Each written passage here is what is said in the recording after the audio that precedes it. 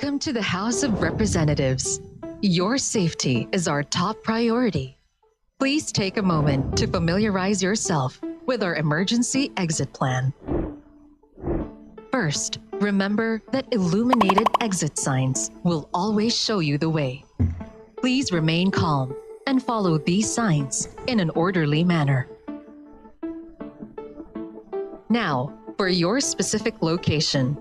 If you are on the plenary floor, exits are at both ends, leading to the north and south wing lobbies.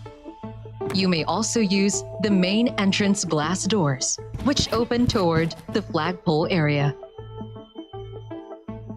If you are in the middle gallery, your primary exit is through the main entrance glass doors, located near the flagpole area.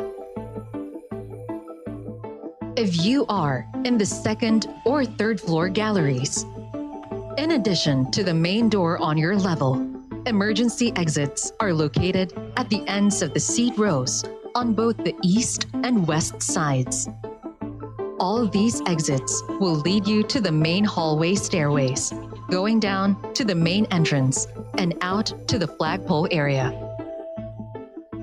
A quick guide. If you are on the south side of the gallery, turn right as you go through the emergency exit. If you are on the north side, turn left. Both will lead you towards the main hallway stairways. If you are seated at the rostrum, your nearest exits are on the north and south sides, leading.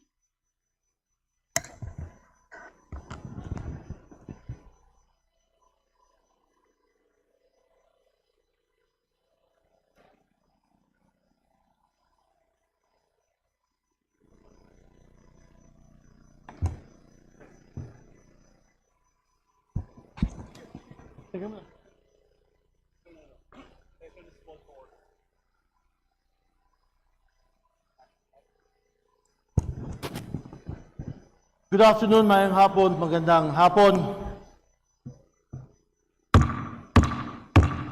Session is called to order. Everybody is requested, my dear colleagues, as requested to rise for the singing of the national anthem.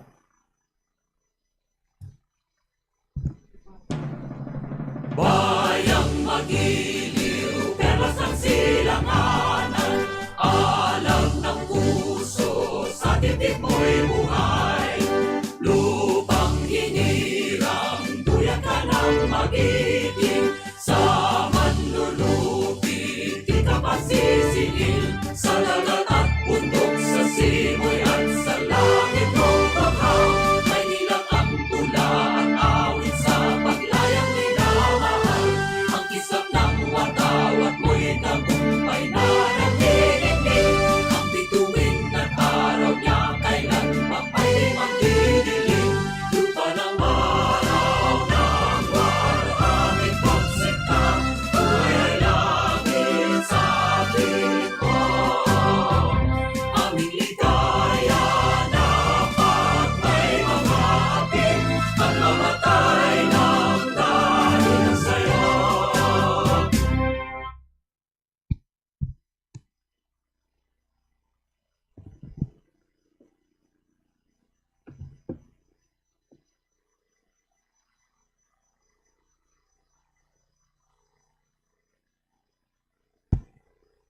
My dear colleagues, please remain standing for the invocation to be led by 2nd District of Davao de Oro, Representative Linel Jong D.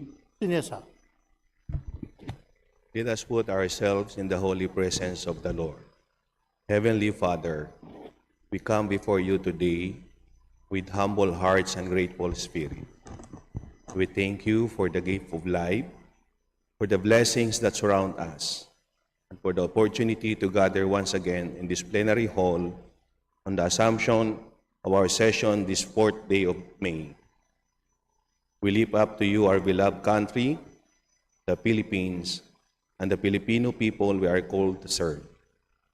In these challenging times, marked by rising costs, uncertainty, and division in our public life, we ask your guidance and a steady hand upon our nation.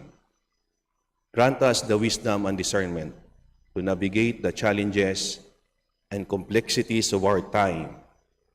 Help us to make decisions that are just, responsive, and anchored on the real needs of our people.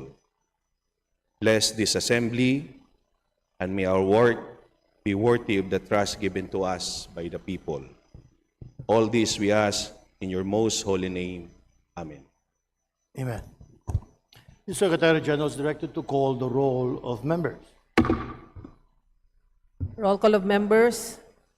Abalos, Abante, Asidre, Acop, Acosta, Adyong, Advincula, Agaraw, Agyao, Alano, Alba, Albano, Almario Chino Miguel, Almario Dennis, Almonte, Alvarez Jose, Alvarez Mercedes, Amante, Amatong, Angara, Angeles, Aquino, Aquino Magsaysay, Arbison Munir Jr., Arenas, Arrogancia, Asisio, Atayde, Aumentado, Ayon, Bagaw, Balindong, Banyas Nograles, Bangkoro, Barba, Barbers, Baronda, Barzaga, Baskug, Bautista Claude, Bautista Joan Monique, Bautista Lim, Beltran, Benitez Alfredo,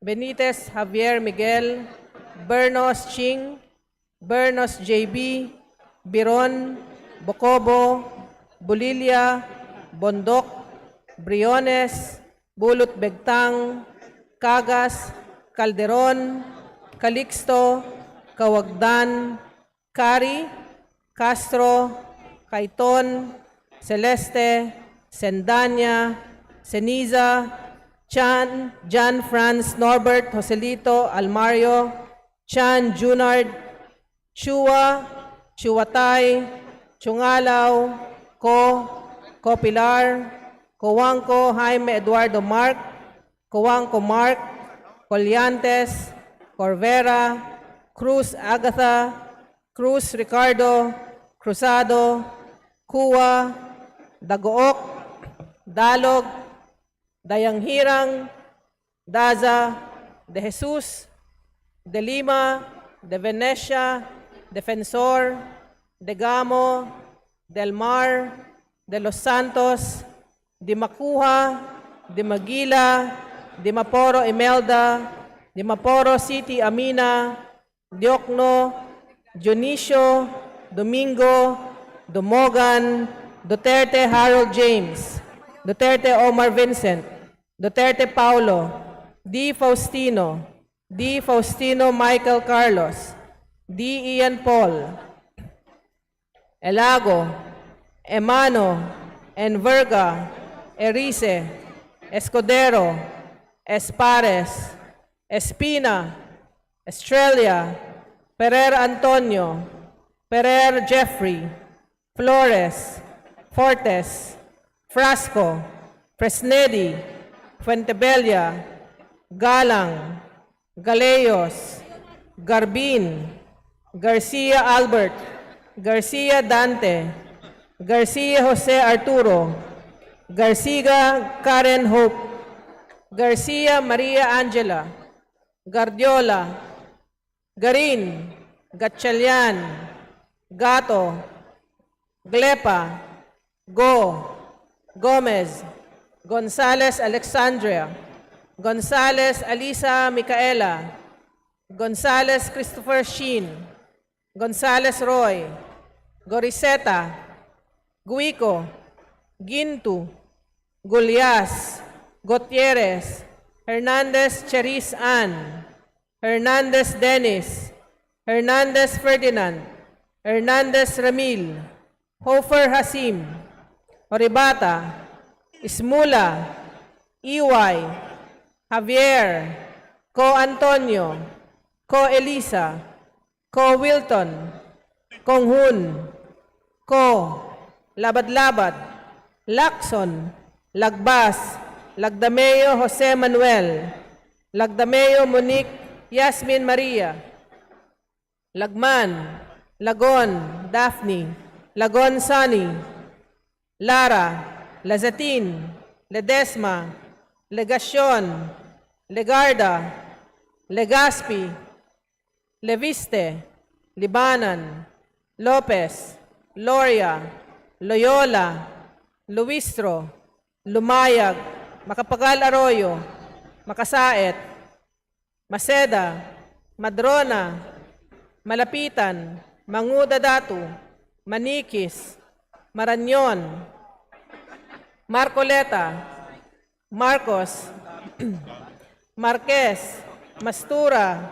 Matibag, Matugas, Mendoza, Mercado, Mercado Revilla, Miraflores, Momo, Montes, Nava, Nazal, Nisay, Nolasco, Waminal Henry, Owenal Sancho Fernando, Oducado, Olivares, Ongchuan, Ordanes, Oreta, Ortega, Uwano Dizon, Padiernos, Panaligan, Pancho, Panotes, Pascual, Perez, Pimentel, Plaza, Plato, Poe, Primicias Agabas, Umarel, Puno, Kimbo, Rama, Recto, Regencia, Remulia, Revilla Brian, Revilla Ramon Jolo, Ridon, Rivera, Robes, Rodriguez Ilolio, Rodriguez Maximo, Rodriguez Rufus, Roman, Romualdez Andrew Julian, Romualdez Ferdinand Martin, Romualdez Yeda Marie, Romualdo, Romulo, Roque, Sagarbaria, Sakaluran, Salceda, Sally, Salvacion, Salvador, Salvame, San Fernando, Santos Maria, Alana Samantha, Santos Mark Anthony, Shimura, Singson Rochelle, Singson Ronald, Singson Mihan, Solon, Soriano, Suwan, Swansing Bella Vanessa, Swansing Micaela Angela, Suarez, Suntay, Talyado, Tan Ayman, Tan Joseph, Tan Keith Mika, Tan Reynolds Michael, Tan Samir, Tan Stephen James, Tan Chay, Tan Watko, Tariela, Teodoro, Tereng, Teves, Tiangco, Tieng, Tinio, Tolentino, Tuan, Tulfo Jocelyn, Tulfo Ralph Mike Wendell, Tupas, Chutor, T, Umali, Ungab, Uy De Carlo, Uy Roberto, Valeriano, Vargas, Vargas Alfonso, Veloso, Veloso Tuazon, Vergara, Villa, Villafuerte Michael Luis, Miguel Luis, Villafuerte Vincenzo Renato Luigi, Villanueva, Villarica, Violago, Yamsuan, Yap Arthur, Yap Christopherson, Yap Eric, Yap Jan Gisnel, Yatko, Inares, Yu Jazel Victoria, Yu Joseph Kim, Yulo, Zamora Maria Carmen, Zamora Isabel Maria, Zubiri.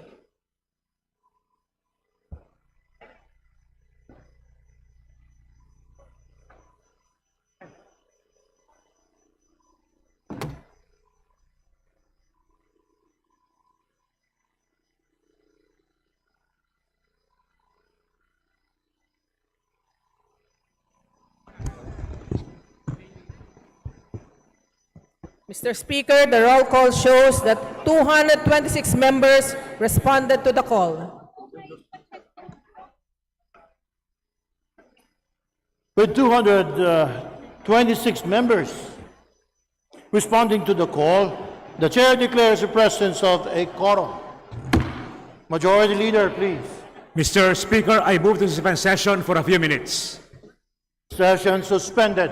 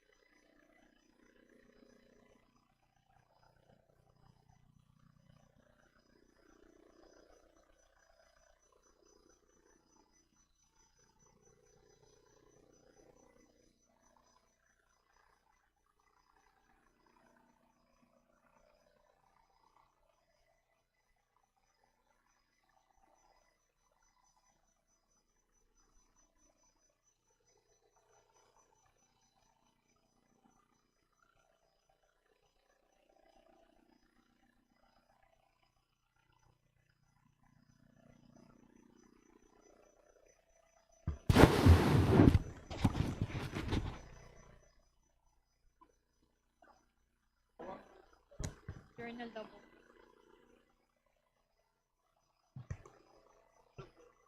Yes, sir.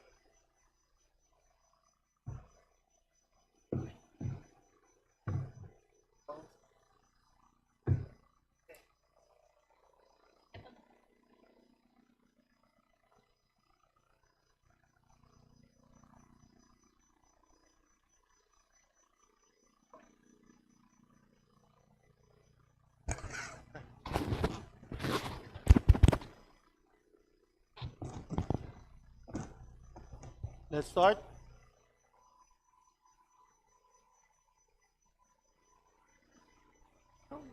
Session resume. Majority Leader, please. Mr. Speaker, considering that copies of Journal number 33 dated March 16 to 18, 2026 were already distributed to the members, I move to dispense with the reading thereof and subsequently to approve the same. Thank you. Is there no objection? The chair hears none. The motion is approved. The reading of the said journal is dispensed with, and journal number 33, dated March 16 to 18, 2026, hereby approved. Majority Leader, please.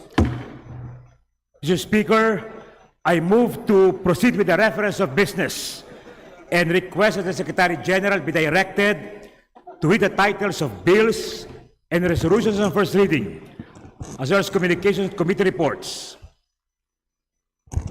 Secretary General, please proceed. Ma'am. Reference of business. Bills on first reading. House Bill number 8644, an act establishing a Level 1 Department of Health to hospital in the municipality of Madrieros, Bantayan Island, province of Cebu, and appropriating funds therefore, by Representative Shimura. To the Committee on Health. House Bill number 8645, an act creating one additional branch of regional trial court in the 2nd Judicial Region to be stationed in the municipality of Cabugao, province of Apayao, and appropriating funds therefore. Amending for the purpose Section 14B of Batas Pambansa Bilang 129, otherwise known as the Judiciary Organization Act of 1980, as amended, by Representative Bullet Begtang. To the Committee on Justice. House Bill number 8646, an act amending Republic Act number 10149, otherwise known as the GOCC Governance Act of 2011, by Representative Matibag.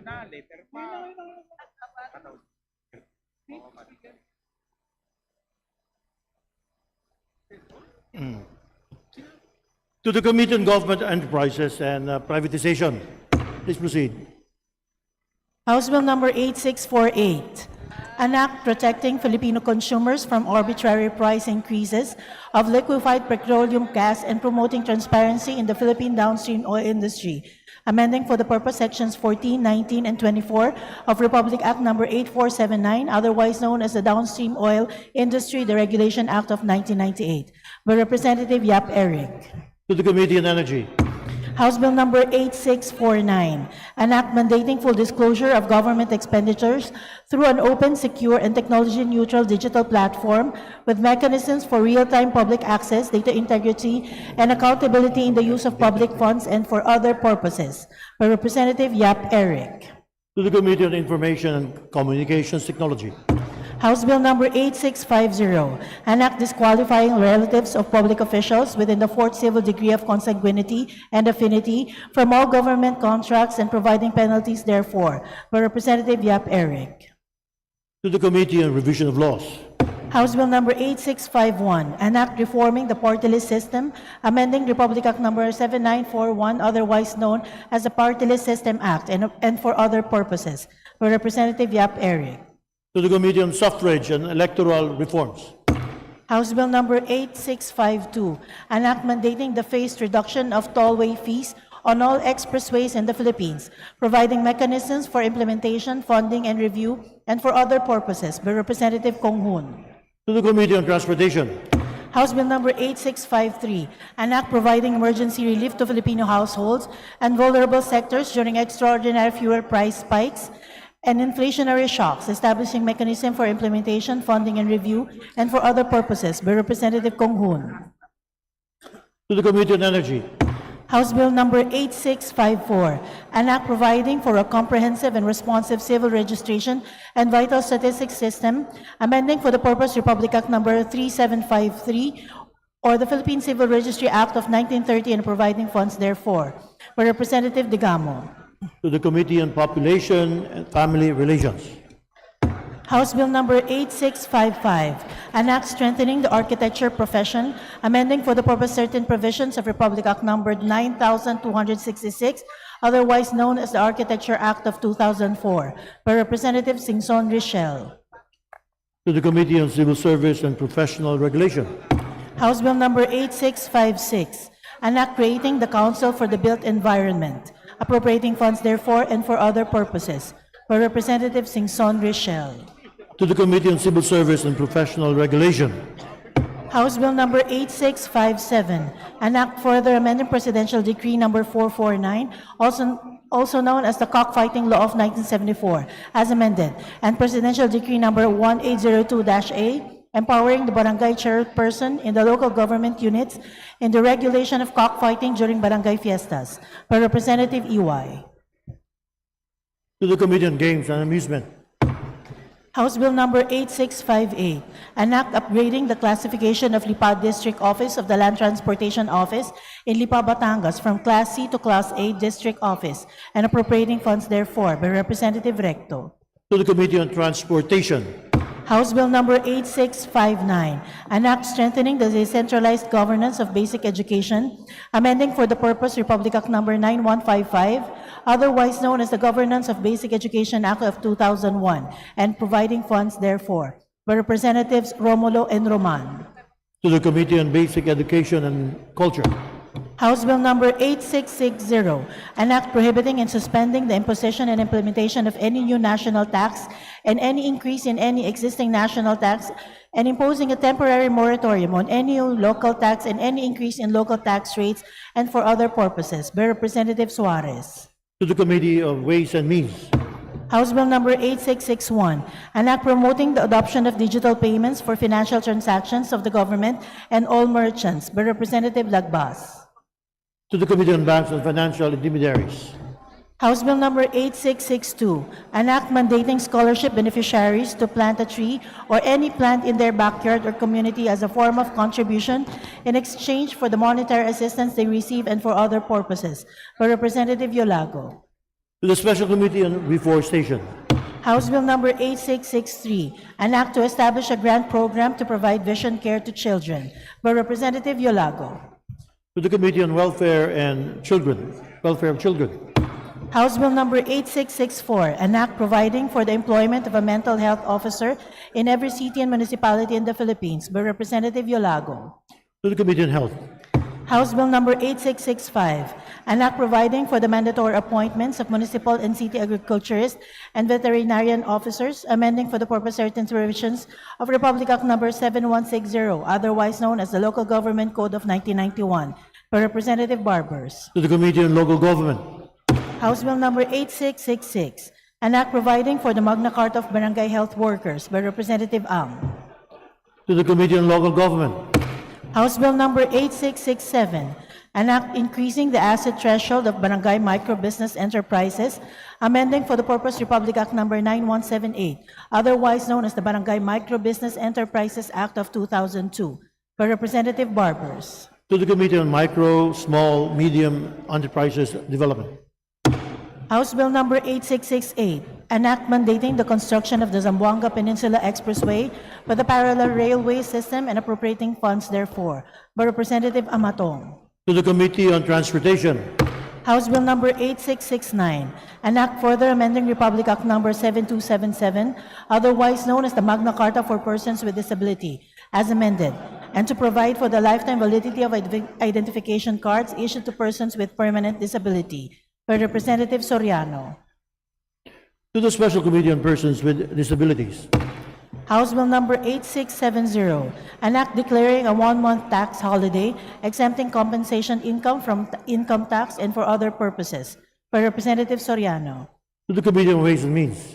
House Bill number 8671, an act establishing safeguards for the use of social media by minors, promoting a safe and age-appropriate digital environment, and protecting minors from digital addiction and for other purposes. By Representative Soriano. To the Committee on Welfare of Children. House Bill number 8672, an act mandating law enforcement officers to use a body-worn camera during law enforcement operations, providing penalties for violations and appropriating funds therefore. By Representative Soriano and Tulfo Jocelyn. To the Committee on Public Order and Safety. House Bill number 8673, an act providing hazard pay for civilian government personnel assigned or deployed in the West Philippine Sea, appropriating funds therefore and for other purposes. By Representatives Sendanya, Diokno, Ismula, and Bagao. To the Special Committee on West Philippine Sea. House Bill number 8674, an act providing a comprehensive charter for barangays and barangay officials and workers, defining their rights, benefits, and financial entitlements, and providing funds therefore. By Representative Emano. To the Committee on Local Government. House Bill number 8675, an act strengthening and revitalizing the Philippine banana industry and appropriating funds therefore. By Representative Emano. To the Committee on Agriculture and Food. House Bill number 8676, an act promoting enterprises and employment in the silver economy, creating incentives for age-inclusive companies and for other purposes. By Representative Gatchalian. To the Committee on Economic Affairs and Committee on Senior Citizens. House Bill number 8677, an act establishing inclusive technical, vocational education and training programs for learners with disabilities and for other purposes. By Representative Gatchalian. To the Committee on Higher and Technical Education. House Bill number 8678, an act establishing a national program for women's health access, strengthening preventive and primary healthcare services for women, and appropriating funds therefore. By Representative Gatchalian. To the Committee on Health. House Bill number 8679, an act strengthening community-based fire prevention and response mechanisms through the establishment of barangay fire brigades, fire safety training, and community fire resilience programs in all barangays and appropriating funds therefore. By Representative Gatchalian. To the Committee on Public Order and Safety. House Bill number 8680, an act strengthening consumer protection in cases of service interruptions and deficient performance by regulated consumer services. By Representative Gatchalian. To the Committee on Trade and Industry. House Bill number 8681, an act amending Republic Act number 9266, otherwise known as the Architecture Act of 2004, and for other purposes. By Representative Gatchalian. To the Committee on Civil Service and Professional Regulation. House Bill number 8682, an act providing for the conversion of F. Dolalia Street, Linguanan, in the city of Valenzuela, Metro Manila, into a national road and appropriating funds therefore. By Representative Gatchalian. To the Committee on Public Works and Highways. House Bill number 8683, an act providing for the conversion of Sapang Bacau Street, Lawang Bato in the city of Valenzuela, Metro Manila, into a national road and appropriating funds therefore. By Representative Gatchalian. To the Committee on Public Works and Highways. House Bill number 8684, an act providing for the conversion of C.J. Santos Malinta in the city of Valenzuela, Metro Manila, into a national road and appropriating funds therefore. By Representative Gatchalian. To the Committee on Public Works and Highways. House Bill number 8685, an act providing for the revised Cooperative Code of the Philippines. By Representative Gatchalian. To the Committee on Cooperatives Development. House Bill number 8686, an act abolishing the Optical Media Board created under Republic Act number 9239, transferring its powers and functions to the Intellectual Property Office of the Philippines and for other purposes. By Representative Gatchalian. To the Committee on Public Information and Committee on Government Reorganization. House Bill number 8687, an act providing local chief executives joint authority with the Bureau of Fire Protection in the appointment of fire marshals and discipline of personnel in their respective jurisdictions, amending for the purpose pertinent provisions of Republic Act number 6975 as amended, otherwise known as the Department of the Interior and Local Government Act of 1990. By Representative Gatchalian. To the Committee on Public Order and Safety. House Bill number 8688, an act mandating the formulation and institutionalization of a comprehensive infrastructure development master plan, establishing the Master Plan for Infrastructure and National Development Council and appropriating funds therefore. By Representative Gatchalian. To the Committee on Public Works and Highways. House Bill number 8689, an act mandating the proper management, bundling, and removal of dangling and non-operational overhead utility wires and cables and prescribing penalties therefore, by Representative Gatchalian. To the Committee on Public Works and Highways. House Bill number 8690, an act defining defensive driving and providing for the protection of motor vehicle drivers involved in a road accident with sufficient proof of their defensive driving, by Representative Gatchalian. To the Committee on Transportation. House Bill number 8691, an act strengthening the people's right to information, by Representative Gatchalian. To the Committee on Public Information. House Bill number 8692, an act to establish the Magna Carta for Barangays, by Representative Gatchalian. To the Committee on Local Government. House Bill number 8693, an act providing for protection of the remittances of overseas Filipino workers, by Representative Gatchalian. To the Committee on Overseas Workers Affairs. House Bill number 8694, an act granting menstrual leave to female employees, providing benefits therefore and other purposes, by Representative Gatchalian. To the Committee on Labor, Employment, and Committee on Civil Service and Professional Regulations. House Bill number 8695, an act prohibiting the use of mobile devices and other electronic gadgets during class hours from kindergarten to senior high school in all public and private education institutions, by Representative Gatchalian. To the Committee on Basic Education and Culture. House Bill number 8696, an act declaring July 16 of every year a special non-working holiday in the municipality of Alabat, province of Quezon, in celebration of its annual town fiesta, by Representative Tan Keith Maika. To the Committee on Local Government. House Bill number 8697, an act increasing the service incentive leave of employees, amending for the purpose of Article 95 of Presidential Decree number 442, as amended, otherwise known as the Labor Code of the Philippines, by Representative Tan Keith Maika. To the Committee on Labor and Employment. House Bill number 8698, an act converting the satellite office of the Maritime Industry Authority located in the municipality of Guian, province of Eastern Samar, into a regular extension office and appropriating funds therefore, by Representatives Gonzales, Christopher Sheen, and Libanan. To the Committee on Transportation.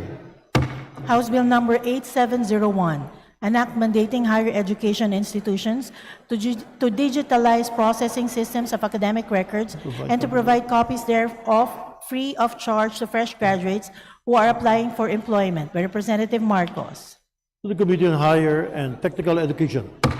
House Bill number 8703, an act providing for the Magna Carta of Barangay Health Workers, by Representative Ako. To the Committee on Local Government. House Bill number 8704, an act regulating the access of minors to social media platforms, requiring the age verification and parental consent mechanisms, providing safeguards for children online and for other purposes, by Representative Emano. To the Committee on Welfare of Children. House Bill number 8705, an act strengthening Article 148 of Executive Order number 209, otherwise known as the Family Code of the Philippines, by clarifying the rules on co-ownership, defining contribution, providing evidentiary guidelines, and for other purposes, by Representative Emano. To the Committee on Population and Family Relations. House Bill number 8706, an act prohibiting the collection of reconnection fees for disconnected accounts of public utility services, including electricity, water, telecommunications, and internet services, and providing penalties for violations thereof, by Representatives Romualdez Ferdinand Martin, Romualdez Yeda Marie, Romualdez Andrew Julian, and Asidre.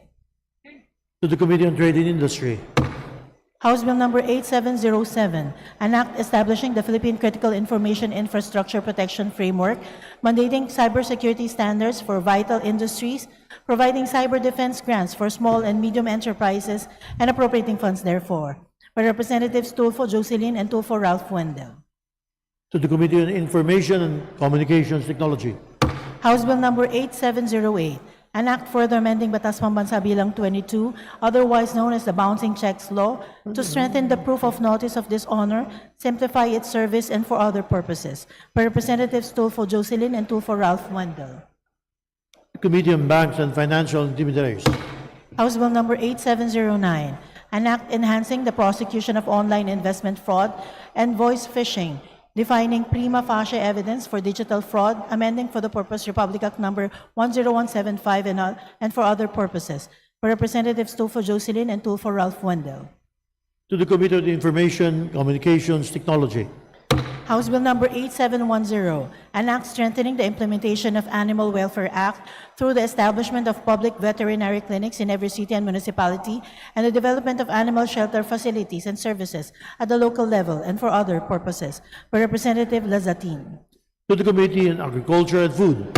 House Bill number 8711, an act mandating the use of solar energy in all government infrastructure buildings and offices in the Philippines and appropriating funds therefore, by Representative Chua. To the Committee on Energy. House Bill number 8712, an act granting the Bohol 2 Electric Cooperative, Inc. a franchise to construct, install, establish, operate, own, manage, and maintain distribution systems for the conveyance of electric power to the end users in the municipality of Valencia, Garcia Hernandez, Yagna, Duero, Guindiluman, Anda, Candiday, Mabini, Alicia, Ubay, President Carlos P. Garcia, Pilar, Sierra Bullones, San Miguel, Dagohoy, Danao, Trinidad, Bienunido, Talibon, Getafe, and Buenavista, all in the province of Bohol, by Representatives Dagook and De Jesus. To the Committee on Legislative Franchises. Majority Leader. Majority Leader. Mr. Speaker, I move that we suspend the reference of business. Session suspended.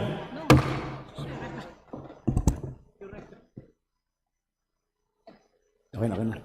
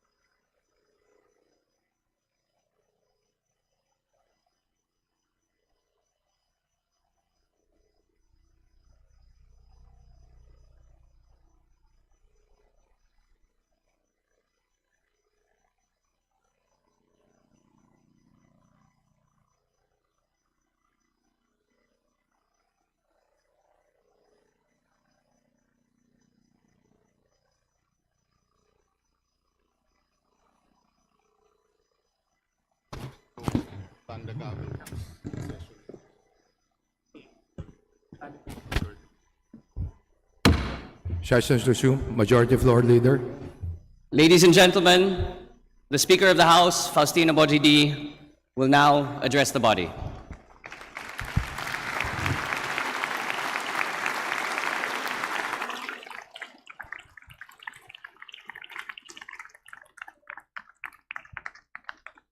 Magandang araw sa inyong lahat, sa aking kapwang mambabatas at higit sa lahat sa sambayan ng Pilipino na ating pong pinaglilingkuran. Sa araw na ito, hindi lamang natin muling binubuksan ang sesyon ng Kongreso. Sinasalubong natin ang panibagong yugto ng ating sama-samang paglalakbay bilang isang bansa. Hindi ito simpleng pagpapatuloy ng ating tungkulin. Ito ay pagpapatibay ng ating tunay na layunin at paninindigan. Dito sa ating institusyon, nagsumikap po tayong ipagpatuloy ang ating gawain. Our committees continued to function with focus and discipline, ensuring the governance remains steady, responsive, and accountable. Bago pa man mag-session break, mayroon na tayong 62 House Bills na naisalang sa ikalawang pagbasa na direktang tumutugon sa pangangailangan ng ating mga kababayan. Kabila dito ang ilan sa mga mahalagang panukala na magpapabuti sa ating bayan. Ngayong linggong ito, tatalakayin natin ang National Land Use Act upang magkaroon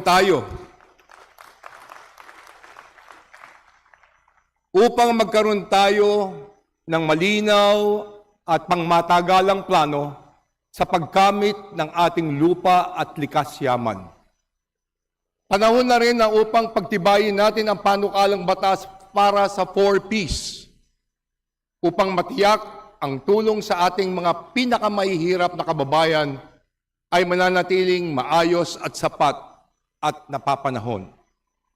Para tugunan ang krisis sa dulot ng tensyon ng Middle East, agad nating binuo ang LEAD o Legislative Energy Action and Development Joint Committee na hindi lamang isang istruktura ng koordinasyon, kundi isang mas sistematiko at mas epektibong mga hakbang para makapagpasa ng mga batas na sasagot sa ating mga pinagdadaraanan. Alam naman natin na kapag tumaas ang langis, tumataas ang pamasahe, tumataas ang gastos ng mga manggagawa, tumataas ang presyo ng pagkain at ang unang tinatamaan ay ang pamilyang Pilipino. Sa ilalim ng LEAD, pinag-isa natin ang mga pangunahing sektor: enerhiya, agrikultura, pagkain, transportasyon, paggawa, ekonomiya, ICT, at kalakalan. Hindi ito magkakahiwalay na hakbang. Ito ang pagsulong ng isang matibay na plano, isang malinaw na direksyon upang may sakatuparan natin ang layunin natin para sa isang ekonomiyang gumagana at nagbibigay ginhawa sa araw-araw ng buhay ng Pilipino. Ito ang serbisyong kailangan natin ngayon, hindi panandalian, kundi pangmatagalan. Bukod sa LEAD Joint Committee, nanatili pong aktibo ang iba pang mga committee, tulad ng Committee on Justice na tumutok sa impeachment hearings. We also strengthened our role in the region through our active participation in IPA engagement, demonstrating that the Philippines remains both responsive at home and relevant abroad. To our colleagues who step forward to take the lead in these key House activities, Deputy Speaker Rachel Arenas, House Justice Committee Chairperson Jean K. Luistro, and House Ways and Means Chairperson Miro Kimbo, kasama ang mga chairperson ng 13 committees na bumubuo ng LEAD Joint Committee. Maraming salamat po sa inyo. Thank you for your leadership, your diligence, your steadfast commitment to duty. Ito po ang diwa ng ating paglilingkod. Handa sa anumang hamon at laging nakatuon sa kapakanan ng bayan. Kaya para sa mga nagtatanim ng pagdududa sa isip ng taong bayan, nakikiusap po kami na itigil nyo na ang pagpakakalat ng fake news dahil hindi ito nakakatulong sa pagresolba sa mga problema ng ating bayan. Gusto ko rin pong idiin na wala po kaming ibang hangarin kundi makapaglingkod at gawin ang aming mga responsibilidad dito sa Kamara. Gagawin namin ang aming mandato at tungkulin ng makatarungan na tapat sapagkat naniniwala kaming walang anumang katumbas ang prinsipyo at dangal. Sa bawat desisyon, iisa lang ang aming gabay, ang aming pananagutan sa inyo at sa buong bayan. Our oath to uphold the welfare of our people and to ensure transparency and accountability in government. We resume our session as we called not only to act, but to act with purpose, discipline, and resolve. Kaya't kasama natin si Majority Floor Leader Sandro Marcos na isinusulong natin ang Kalinga Act of 2026, ang komprehensibong alalay sa livelihood, inflation, negosyo at good assistance bilang bahagi ng mas malawak na hangarin na palakasin ang kakayahan ng bawat Pilipino. Patatatagay natin ang ating ekonomiya at gawing mas maasaang support system ng gobyerno. Kasabay nito, patuloy nating patitibayin ang ating mga hakbang tungo sa energy security sapagkat ang isang bansa ay kailangan na may klarong plano at matibay na pundasyon. At mga kasama, kung tunay nating nais palakasin ang tiwala ng taong bayan sa ating institusyon, ipasa natin ang anti-political dynasty. Tututukan natin ang mga ito dahil narito tayo hindi lamang upang pangalagaan ang kasalukuyan. Narito po tayo upang maging handa para sa kinabukasan. Let us continue to work with President Ferdinand R. Marcos Jr.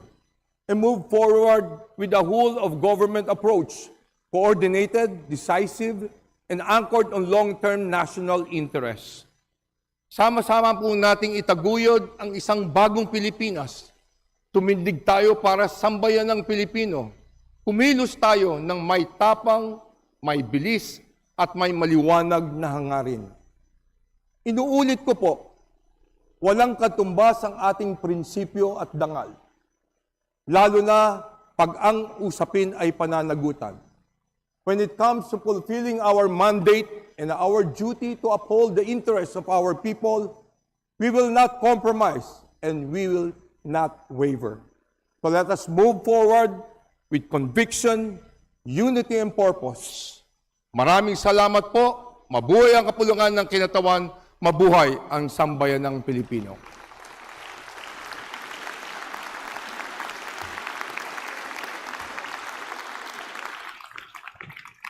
Majority Floor Leader. Mr. Speaker, I move to suspend session for a few minutes. Session suspended.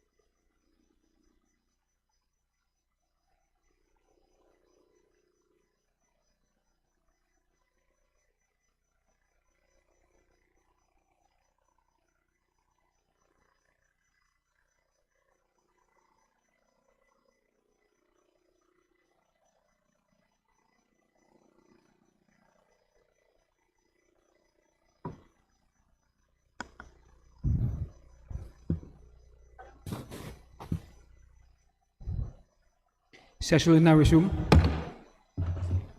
Majority Leader. Mr. Speaker, before we proceed, may we request to acknowledge the guests from the 36 officials and members of Zone 1 TODA from Subic, Zambales, the guest of our Honorable Deputy Speaker from the 1st District of Zambales, Representative Deputy Speaker Jefferson F. Congon.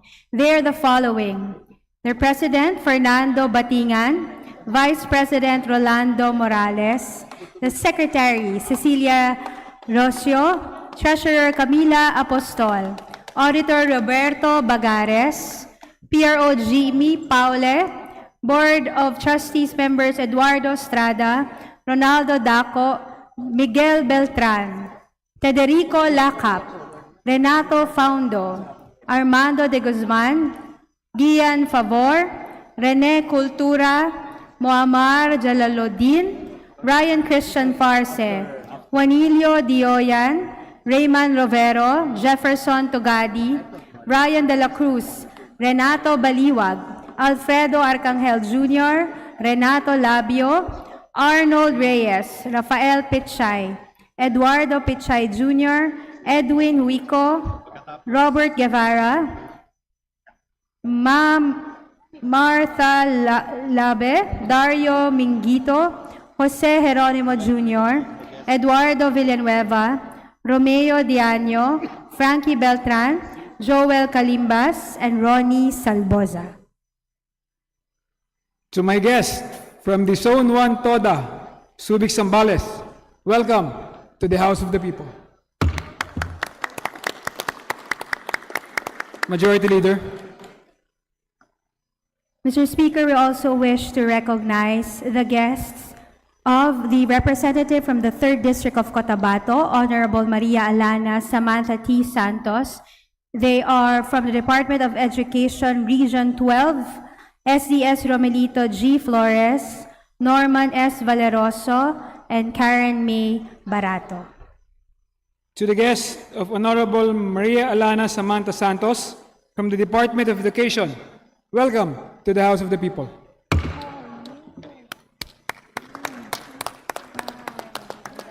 Majority Leader.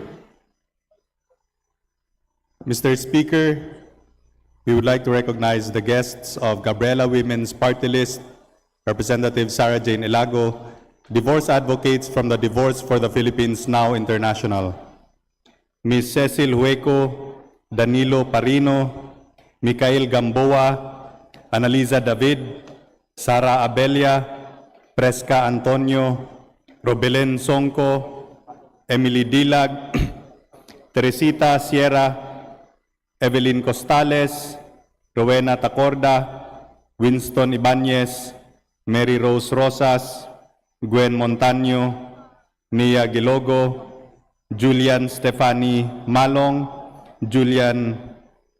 Andrea Kristen Azarcon, Carl Joseph Alcones, Alfonso Tuliao, Marife Lagrosa, Juvie Giltendes, Ruth San Pedro, Franz Robert Aquino, Joanna Rulian, John Michael Layson, Rick Gabriel Calaguas, Imelda Di Macali, Angeline Vinarao, Yiha Adike, John Mark Tolentino, Ruth Nicolas, Melanie Barameda, Shaina Derecho, Jerry Chris Mayuga, Wendy May Balangay, Jasmine Elcanto, Cedric Bulfa, Amalin Gayon, Jerome Ontal, Dustin James Cristobal, Justine Dianon, Dohira Cafe, Cyrene Sausa, Emmanuel Ison, Akia Nicole Sanan, and Angeline Vinarao. To the guest of the Honorable Sarah Jane Ilago of Gabriela Women's Party List, from the Advocates of Divorce for the Philippine Now International, welcome to the House of the People.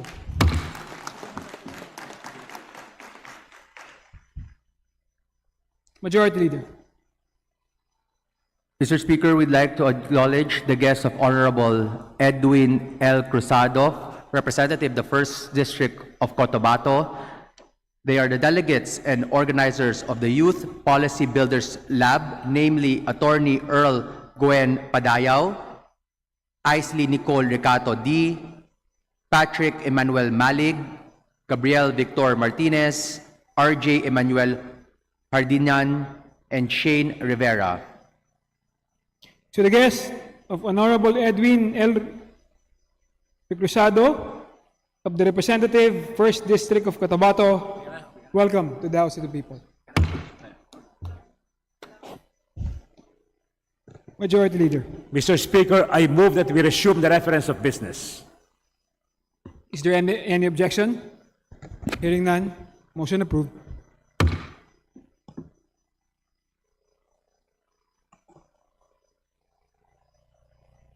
Reference of business, House Bill number 8713, an act requiring the recognition of healthcare proxies by all health service providers and appropriating funds therefore, by Representative Dimaporo City Amina.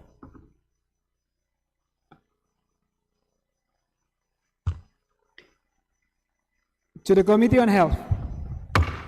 House Bill number 8714, an act institutionalizing a targeted fuel subsidy program for public transport workers, farmers, municipal fisherfolk, and other vulnerable sectors during periods of abnormal fuel price increases, providing funds therefore and for other purposes, by Representative Yap Christopherson.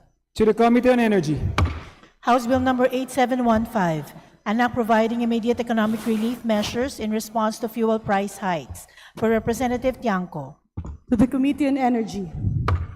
House Bill number 8716, an act strengthening legal protections against rape and other forms of sexual abuse and exploitation, amending for the purpose Republic Act number 11648, Republic Act number 8353, otherwise known as the Anti-Rape Law of 1997, and Act number 3815 as amended, otherwise known as the Revised Penal Code, by Representative De Lima. To the Committee on Revision of Laws and the Committee on Welfare of Children. House Bill number 8717, an act imposing stiffer penalties and strengthening protections against gender-based sexual harassment, amending for the purpose Republic Act number 11313, otherwise known as the Safe Spaces Act, by Representative De Lima. To the Committee on Women and Gender Equality.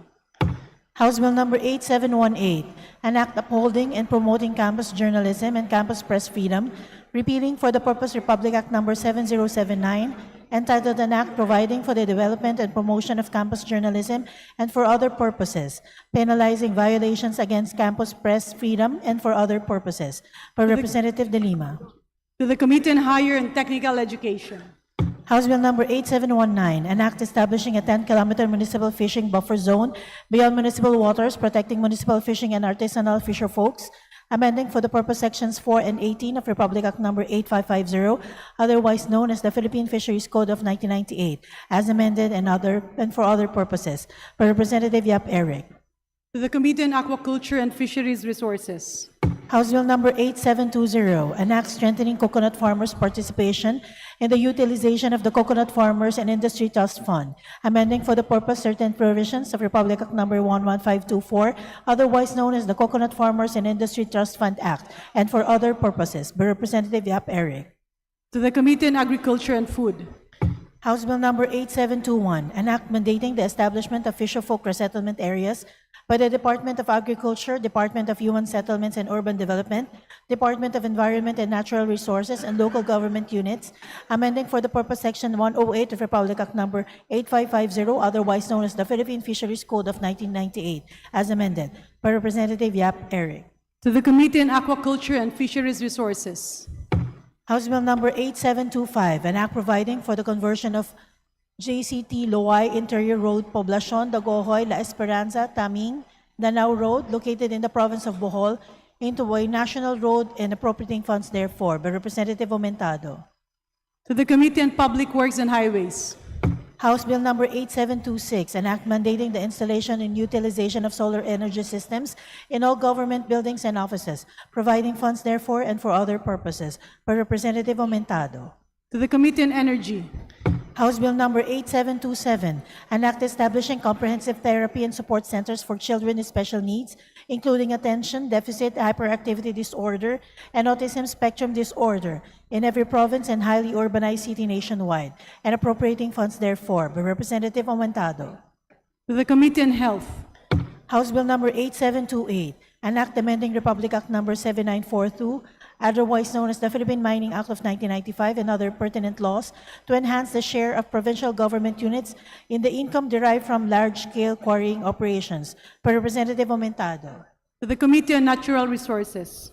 House Bill Number 8729, an act establishing a Magna Carta for foresters and forest rangers, providing for salary standardization, benefits, hazard pay, and career development, and for other purposes. Per Representative Aumentado. To the Committee on Natural Resources. House Bill Number 8730, an act granting the Capiz Electric Cooperative, Inc. a franchise to construct, install, establish, operate, own, manage, and maintain distribution systems for the conveyance of electric power to the end users in the city of Rojas and municipalities of Cuartero, Dao, Dumarao, Dumalag, Ivisan, Hamindan, Maayon, Mambusao, Panay, Panitan, Pilar, Pontevedra, President Rojas, Sapian, Sigma, and Tapaz, all in the province of Capiz. By Representative Beltran. To the Committee on Legislative Franchises. House Bill Number 8731, an act reclassifying certain parcels of land of the public domain located in General Santos City as alienable and disposable lands. By Representative Banyas Nograles. To the Committee on Natural Resources. House Bill Number 8732, an act mandating the stockpiling and accessibility of anti-venom in all regional hospitals and medical centers, appropriating funds therefore and for other purposes. By Representative Banyas Nograles. To the Committee on Health. House Bill Number 8733, an act imposing an excise tax on single-use plastic bags, amending for the purpose Section 288 and adding a new Section 150-C in the National Internal Revenue Code of 1997 as amended, and for other purposes. By Representative Banyas Nograles. To the Committee on Ways and Means. House Bill Number 8734, an act providing for the fair and accountable use of social media, artificial intelligence, and internet technology for the holding of free, orderly, honest, peaceful, and credible elections, providing penalties for violations thereof, and for other purposes. By Representative Banyas Nograles. To the Committee on Suffrage and Electoral Reforms.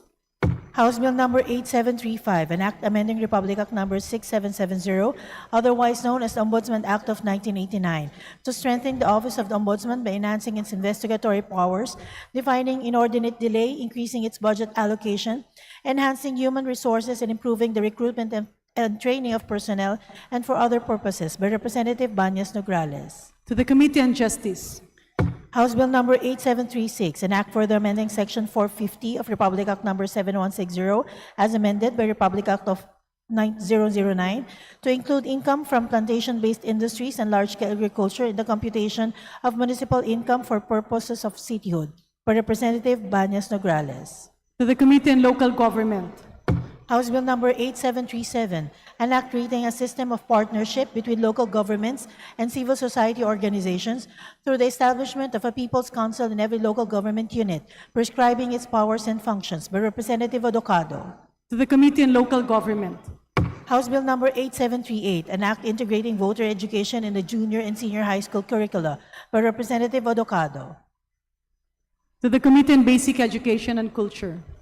House Bill Number 8739, an act strengthening the Philippine Crop Insurance Corporation, repealing for the purpose Presidential Decree Number 1467 as amended, entitled Creating the Philippine Crop Insurance Corporation, prescribing its powers and activities, providing for its capitalization, and for the required government premium subsidy, and for other purposes. By Representative Odocado. To the Committee on Government Enterprises and Privatization. House Bill Number 8740, an act declaring Mindanao as the food basket of the Philippines, providing for its sustainable agricultural development and for other purposes. By Representative Odocado. To the Committee on Agriculture and Food. House Bill Number 8741, an act increasing the service incentive leave of employees, amending for the purpose Article 95 of Presidential Decree Number 442 as amended, otherwise known as the Labor Code of the Philippines. By Representative Odocado. To the Committee on Labor and Employment. House Bill number 8742, an act instituting a national dam safety program, establishing the National Dam Safety Authority, penalizing violations therefore and for other purposes, by Representative Odocado. To the Committee on Public Works and Highways. House Bill number 8743, an act establishing the Philippine National Public Park System and appropriating funds therefore, by Representative Odocado. To the Committee on Tourism and the Committee on Natural Resources. House Bill number 8744, an act implementing the people's right to information and the constitutional policies of full public disclosure and honesty in the public service and for other purposes, by Representative Odocado. To the Committee on Public Information. House Bill number 8745, an act ordaining the promotion of social enterprises to alleviate poverty, establishing for the purpose the poverty reduction through social entrepreneurship program, and providing support, benefits, and appropriations therefore, by Representative Odocado. To the Committee on Micro, Small, and Medium Enterprise Development.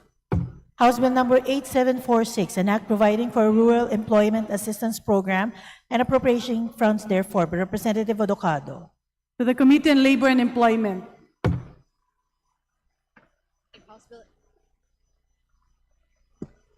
House Bill 8747, an act establishing a ban on the importation of solid waste, providing penalties and for other purposes, by Representative Odocado. To the Committee on Ecology. House Bill 8748, an act providing for a Magna Carta for dignified commuting, creating the National Office of Commuter Affairs, appropriating funds therefore and for other purposes, by Representative Odocado. To the Committee on Transportation. House Bill 8749, an act providing for the Magna Carta of Young Farmers, by Representative Odocado. To the Committee on Agriculture and Food. House Bill 8750, an act establishing job placement offices in public high schools to provide career services to the youth, appropriating funds therefore and for other purposes, by Representative Odocado. To the Committee on Basic Education and Culture. House Bill 8751, an act granting benefits and incentives to overseas Filipino workers investing in business in the Philippines, by Representative Odocado. To the Committee on Overseas Workers Affairs.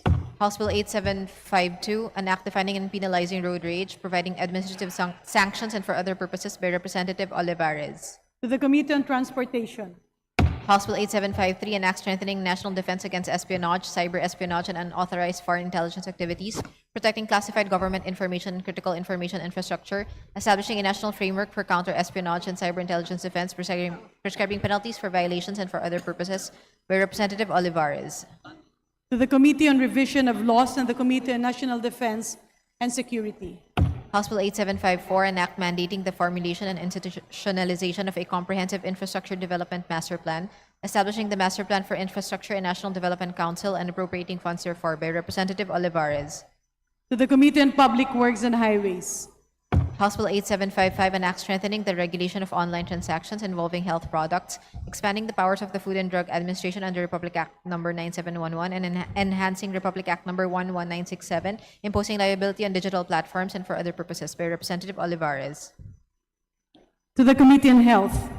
House Bill 8756, establishing safeguard for the use of social media by minors, promoting a safe and age-appropriate digital environment, and protecting minors from digital addiction and for other purposes, by Representatives Galang, San Fernando, Hernandez, Chariz, Ann, Lacson, Odocado, and Daza. To the Committee on Welfare of Children. House Bill 8757, an act separating the Oslob National High School located in Barangay Lagunde, Municipality of Oslob, Province of Cebu, from its mother unit, the Santander National High School, converting it into an independent national high school and appropriating funds therefore, by Representative Galeos. To the Committee on Basic Education and Culture. House Bill number 8758, establishing a mechanism for the temporary suspension of toll fees during periods of high global oil prices and for other purposes, by Representative Olivares. To the Committee on Transportation. House Bill 8759, strengthening and expanding the professional rights and work incentives of public school teachers, amending Republic Act No. 4670 to be known as the Expanded Magna Carta for Public School Teachers, by Representative Lacson. To the Committee on Basic Education and Culture. House Bill 8760, an act providing a fuel subsidy for municipal fisherfolk, appropriating funds therefore and for other purposes, by Representative Gintu. To the Committee on Aquaculture and Fisheries Resources.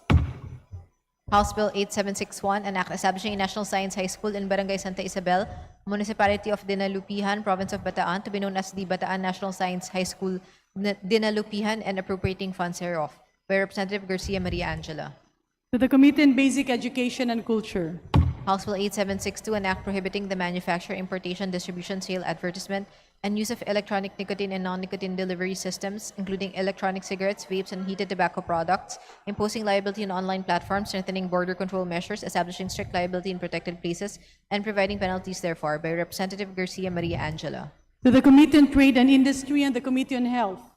House Bill 8763, an act strengthening the high-value crops development program by institutionalizing strategic and targeted agro-industrialization, promoting sustainable agroforestry and efficient utilization of marginal lands, building a robust bioeconomy and agricultural innovation system, creating for the purpose the Office of the Undersecretary for Agro-Industrialization, Bioeconomy and Innovation under the Department of Agriculture, amending for the purpose RA number 7900 and appropriating funds therefor, by Representatives Alba and Veloso Tuazon. To the Committee on Agriculture and Food.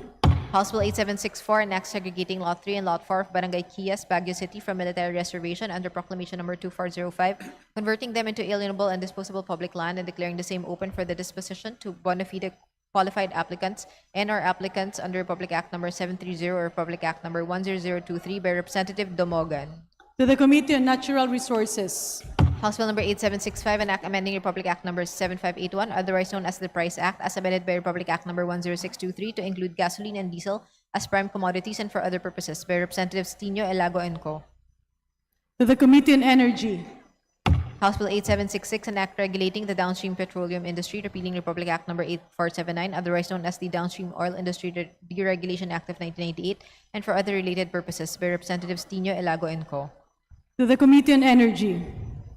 House Bill 8767, an act mandating employers to provide a personal finance education program, amending for the purpose Presidential Decree number 442 as amended, otherwise known as the Labor Code of the Philippines, by Representative Acop.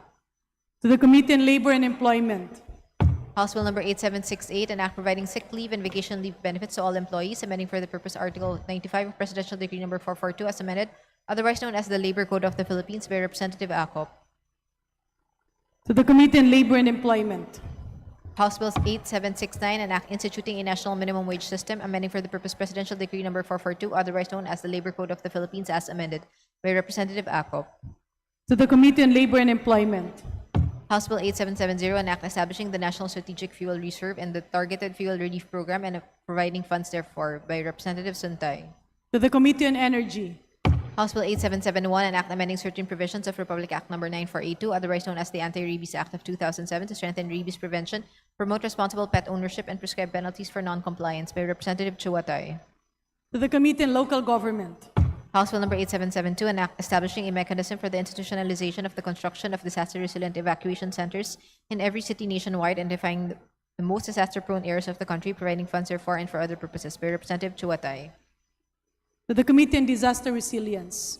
House Bill 8773, an act establishing mechanisms to combat malicious, deepfake, and manipulated digital media, empowering deputies of the Movie and Television Review and Classification Board to assist in the identification, investigation, and reporting of such content, providing content takedown mechanisms, defining prohibited acts, prescribing penalties, and for other purposes, by Representative Chuatay.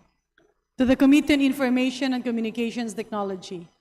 House Bill 8774, an act prohibiting open vehicle windows on expressways and superhighways, prescribing penalties therefor and for other purposes, by Representative Chuatay. To the Committee on Transportation. House Bill number 8775, an act mandating all national government agencies of the Republic of the Philippines to allocate at least 1% of their land area, compounds, or unused office rooms or floors for the establishment of staff houses in all their offices nationwide, providing for their management, utilization, and development, with the support of public-private partnerships facilitated by the Department of Human Settlements and Urban Development, and for other purposes, by Representative Chuatay. To the Committee on Housing and Urban Development. House Bill 8776, an act providing for an in-school housing shelter program for public school teachers, establishing its mechanisms, appropriating funds therefor and for other purposes, by Representative Chuatay. To the Committee on Basic Education and Culture. House Bill 8777, an act including the incumbent national and local officers of fraternities, sororities, and other organizations as persons liable for violations of the Anti-Hazing Act of 2018, amending for the purpose Republic Act number 11053, otherwise known as the Anti-Hazing Act of 2018, by Representative Teves. To the Committee on Justice. House Bill 8778, an act strengthening the information dissemination and education campaign about Republic Act number 11053, also known as the Anti-Hazing Act of 2018, by Representative Teves. To the Committee on Basic Education and Culture and the Committee on Higher and Technical Education. House Bill 8779, an act mandating the establishment of animal shelters in every city and municipality, and amending for the purpose Republic Act number 8485, otherwise known as the Animal Welfare Act of 1998, by Representative Lacson. To the Committee on Agriculture and Food. House Bill 8780, an act mandating the National Disaster Risk Reduction and Management Council to promulgate guidelines for the rescue of livestock and working animals in cases of calamity, by Representative Lacson. To the Committee on Disaster Resilience. House Bill 8781, an act imposing civil penalties on unreasonable price increases for crude oil, fuel oil, and refined petroleum products, by Representative Lacson. To the Committee on Energy. House Bill 8782, an act establishing a framework for critical party funding, political party development, and transparency in party financing and for other purposes, by Representative Adocado. To the Committee on Suffrage and Electoral Reforms. House Bill 8783, an act establishing public basic education schools in geographically isolated, disadvantaged, and conflict-affected areas, providing access roads leading to last-mile schools and appropriating funds therefore, by Representative Adocado. To the Committee on Basic Education and Culture. House Bill 8784, an act creating the Health Emergency Auxiliary Reinforcement Team under the Department of Health and appropriating funds therefore, by Representative Adocado. To the Committee on Health. House Bill 8785, an act providing protection incentives to freelance workers, by Representative Adocado. To the Committee on Labor and Employment. House Bill 8786, an act establishing green lanes for strategic investments, by Representative Adocado. To the Committee on Trade and Industry. House Bill 8787, an act strengthening the regulatory powers of the National Food Authority to support the rice industry and ensure consumer protection through adequate supply and a stable price of rice, amending for the purpose Republic Act No. 8178, otherwise known as the Agricultural Tarification Act as amended, by Representative Adocado. To the Committee on Agriculture and Food. House Bill 8788, an act strengthening Philippine disaster risk financing, institutionalizing a Philippine disaster risk financing and insurance strategy for public infrastructure assets, and appropriating funds therefore, by Representative Adocado. To the Committee on Disaster Resilience. House Bill 87810, an act strengthening the regulation of campaign finance, updating campaign expenditure limits, enhancing disclosure requirements, and for other purposes, by Representative Adocado. To the Committee on Suffrage and Electoral Reforms. House Bill 8790, to ensure that the party list system is reserved for the marginalized and underrepresented, amending Republic Act No. 7941 or the Party List System Act, by Representative Adocado. To the Committee on Suffrage and Electoral Reforms. House Bill No. 8791, an act providing comprehensive support and benefits for children with critical illnesses and for other purposes, by Representative Adocado. To the Committee on Health. House Bill 8792, an act amending the Omnibus Election Code by inserting a new section after Article 9, Section 68 to clarify the status of natural-born Filipino citizens with dual citizenship and for other purposes, by Representative Adocado. To the Committee on Suffrage and Electoral Reforms. House Bill 8793, an act providing priority employment opportunities for barangay officials who have completed their terms of office in local government units and national government agencies subject to civil service eligibility and for other purposes, by Representative Adocado. To the Committee on Civil Service and Professional Regulation. House Bill 8794, an act mandating the adoption of a digital by default rule in the delivery of government services, providing penalties for non-compliance and for other purposes, by Representative Adocado. To the Committee on Information and Communications Technology. House Bill 8795, an act establishing a universal financial account system for all Filipinos, creating the Universal Financial Account Authority and providing funds and mechanisms for implementation, by Representative Adocado. To the Committee on Banks and Financial Intermediaries. House Bill 8796, an act establishing an efficient small claim system through digitalization and AI-assisted case management, creating the enabling framework and for other purposes, by Representative Adocado. To the Committee on Justice. House Bill 8797, an act abolishing the Optical Media Board, repeating for the purpose Republic Act No. 9239, otherwise known as the Optical Media Act of 2003, and transferring its powers and functions to the Intellectual Property Office of the Philippines and for other purposes, by Representative Plato. To the Committee on Public Information and the Committee on Government Reorganization. House Bill 8798, an act creating the Bureau of Agriculture Cooperative under the Department of Agriculture, appropriating funds for and for other purposes, by Representative Plato. To the Committee on Agriculture and Food. House Bill 8799, an act providing for a health maintenance organization for public school teachers and appropriating funds for, by Representative Yap Eric. To the Committee on Basic Education and Culture. House Bill No. 8800, an act standardizing the retirement benefits of justices, judges, and judiciary officials conferred with judicial rank, salary, and privileges, amending for the purpose Republic Act No. 910 as amended and appropriating funds therefore, by Representative Yap To the Eric. Committee on Justice. House Bill No. 8801, an act providing for additional maternity leave to women with postpartum depression, expanding for this purpose the coverage of Republic Act No. 11210, otherwise known as the 105-day expanded maternity leave law and for other purposes, by Representative Yap Eric. To the Committee on Civil Service and Professional Regulation, the Committee on Labor and Employment. House Bill 8802, an act providing free medical and dental services to indigent children and for other purposes, by Representative Yap Eric. To the Committee on Health. House Bill 8803, an act providing for the monthly subsidy of parents of children with disability and providing funds therefore, by Representative Yap Eric.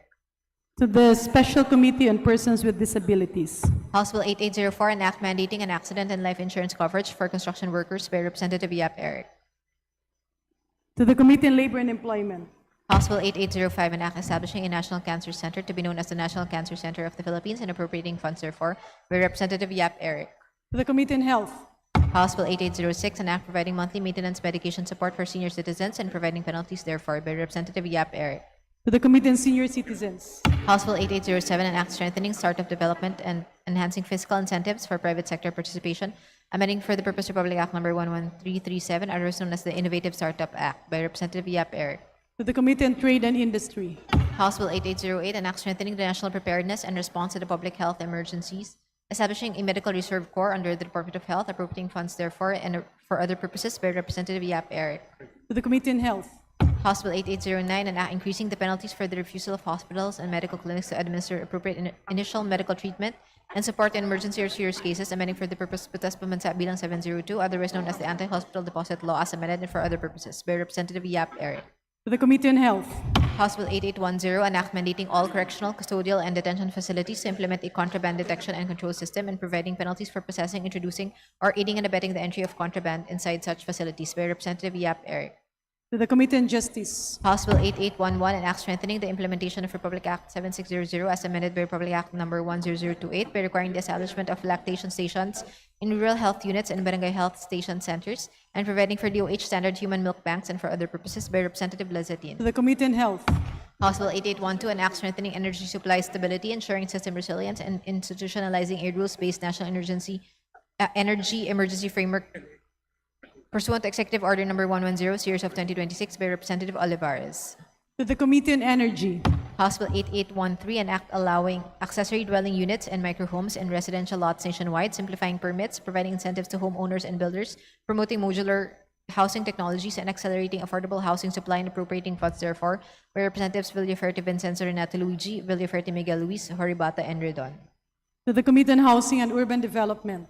House Bill 8814, an act establishing a comprehensive framework for the development, promotion, and protection of the Philippine ube industry, declaring ube as a national priority crop, creating the Philippine Ube Industry Council, providing for quality standards and geographic indication for protection, appropriating funds therefore and for other purposes, by Representatives Villaferte Vincenzo Renato Luigi, To the Villaferte Committee on Miguel Luis, Horibata, Agriculture Redon. and Food. House Bill 8815, an act institutionalizing a national economic resilience framework, creating the National Economic Resilience Council and the Bayanihan Economic Stabilization Fund, and providing mechanisms for national emergency response and protection for other purposes, by Representative Benitez Javier To the Miguel. Committee on Economic Affairs.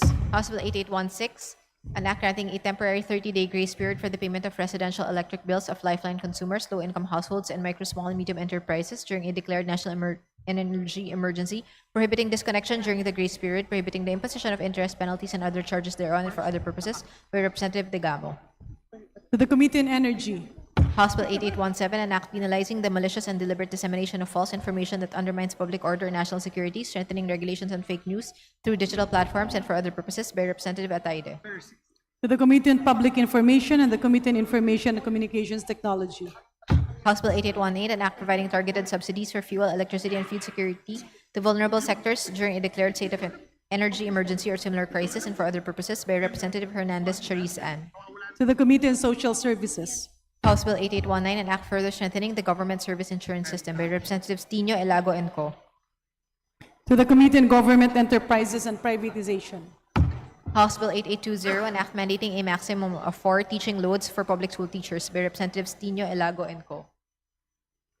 To the Committee on Basic Education and Culture. House Bill 8821, an act institutionalizing automatic socio-economic relief, market stabilization, logistics continuity, labor protection, and energy contingency measures during a declared national energy emergency, including fuel supply disruption, loss, insufficiency, or severe disruption of electrical power, providing for mandatory grace periods for certain loans, rents, and utilities, a temporary moratorium on certain foreclosure, repossession, and similar adverse actions, emergency assistance to affected households and displaced workers, targeted support for transport, agriculture, fisheries, MSMEs, mining, and construction enterprises, establishing an energy emergency relief fund for other purposes, by Representative To the Nazal. Committee on Social Services. House Bill 8822, an act declaring the existence of a national energy emergency arising from the global crisis and from a national policy in connection therewith, and authorizing the President of the Republic of the Philippines for a limited period and subject to restrictions to exercise powers necessary and proper to carry out the declared national policy and for other purposes, by Representative Mercado Revilla. To the Committee on Energy. House Bill 8823, an act institutionalizing the Filipino Values Initiative, establishing the Institute of Filipino Values and Ethicology within the National Commission for Culture and the Arts, and promoting the integration of Filipino values across society and for other purposes, by Representatives Mercado Revilla, Revilla Brian, and Revilla Ramon Jolo. To the Committee on Basic Education and Culture. House Bill 8824, an act amending Republic Act Number 8479, otherwise known as the Downstream Oil Industry Deregulation Act of 1998, ensuring competition in the industry, strengthening consumer protection and government enforcement, authorizing temporary tax relief on fuel products, and establishing an emergency oil price stabilization fund and for other purposes, by Representative De Lima. To the Committee on Energy. House Bill 8825, an act reforming the value-added tax by expanding exemptions for basic goods and services and imposing appropriate taxation on luxury and non-essential items, amending for the purpose sections 106, 107, 108, 113, 114, and 115 of the National Internal Revenue Code of 1997 as amended by Representative Angeles. To the Committee on Ways and Means. House Bill 8826, an act establishing the AHON or Agapay sa Hanapbuhay at Operasyon ng Negosyo Program, providing temporary and targeted economic relief measures during a national energy emergency, authorizing limited and time-bound interventions to reduce transport and logistic costs, providing wage support, MSME financing, tax relief and fee adjustments, and appropriating funds therefore, by Representative Valeriano. To the Committee on Social Services. House Bill 8827, an act imposing a cap on the value-added tax computation on petroleum products by limiting the gross selling price and total value subject to VAT during a declared national energy emergency, amending for the purpose sections 106 and 107 of the National Internal Revenue Code of 1997 as amended by Representatives Marcoleta and Makasaet. To the Committee on Ways and Means. House Bill 8828, an act recognizing autism spectrum disorder, attention deficit hyperactivity disorder, and Down syndrome as distinct and separate categories of disabilities, the Department of Health's Philippine Registry for Persons with Disabilities, and appropriating funds therefore, by Representative De Lima. To the Committee on Health. House Bill 8829, an act creating the National Commission on Disability Affairs, defining its powers, functions, and responsibilities, and appropriating funds therefore, and for other purposes, by Representative De Lima. To the Special Committee on Persons with Disabilities. House Bill 8830, an act instituting the Magna Carta for daycare workers and providing funds therefore, by Representative Acop. To the Committee on Welfare of Children. House Bill 8831, an act institutionalizing the Binhi ng Pag-asa program under the Department of Agriculture, providing funds therefore and for other purposes, by Representative Acop. To the Committee on Agriculture and Food. House Bill 8832, an act providing for a Magna Carta of workers in informal economy, institutionalizing mechanisms for implementation thereof and for other purposes, by Representative Acop. To the Committee on Labor and Employment. House Bill 8833, an act establishing a life crisis support system program for overseas Filipino workers and their left-behind families, by Representative Villanueva. To the Committee on Overseas Workers Affairs. Majority Leader. Madam Speaker, in view of the directive of Speaker Faustino Boji G.D. III to consolidate government action and craft a comprehensive legislative response to the escalating Middle East crisis with a focus on immediate relief, economic stability, and long-term resilience, I move to create the ad hoc committee on legislative energy action and development with the following jurisdiction: all matters relating to the study, review, monitoring, coordination, as well as the formulation of legislative and policy measures necessary to prevent, mitigate, and respond to the actual or potential effects of crisis affecting energy, oil, or supply, transportation, agriculture, food security, and the supply and pricing of basic commodities and essential goods, including the development of immediate response mechanisms, medium-term mitigation measures, and long-term strategies to strengthen national energy security, food security, supply resilience, price stability, economic preparedness, and effective interagency and public-private coordination during actual or emerging national emergencies and disruptions, and to be composed of the following committees: Committee on Ways and Means, Committee on Energy, Committee on Agriculture and Food, Committee on Appropriations, Committee on Aquaculture and Fisheries Resources, Committee on Economic Affairs, Committee on Foreign Affairs, Committee on Information and Communications Technology, Committee on Labor and Employment, Committee on Overseas Workers Affairs, Committee on Social Services, Committee on Trade and Industry, and Committee on Transportation. So moved, Madam Speaker.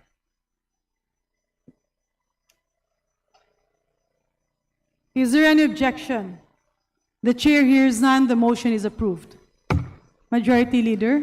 Madam Speaker, in view of the creation of the ad hoc committee on legislative energy action and development, I move to elect the chairperson of the Committee on Ways and Means as chairperson of the said ad hoc committee, and the chairpersons of the following committees as co-chairpersons thereof: Committee on Energy, Committee on Agriculture and Food, Committee on Appropriations, Committee on Aquaculture and Fisheries Resources, Committee on Economic Affairs, Committee on Foreign Affairs, Committee on Information and Communications Technology, Committee on Labor and Employment, Committee on Overseas Workers Affairs, Committee on Social Services, Committee on Trade and Industry, and Committee on Transportation. Is there any objection? The chair hears none. The motion is approved. Majority Leader. Madam Speaker, I move to suspend session for a few minutes. Session suspended.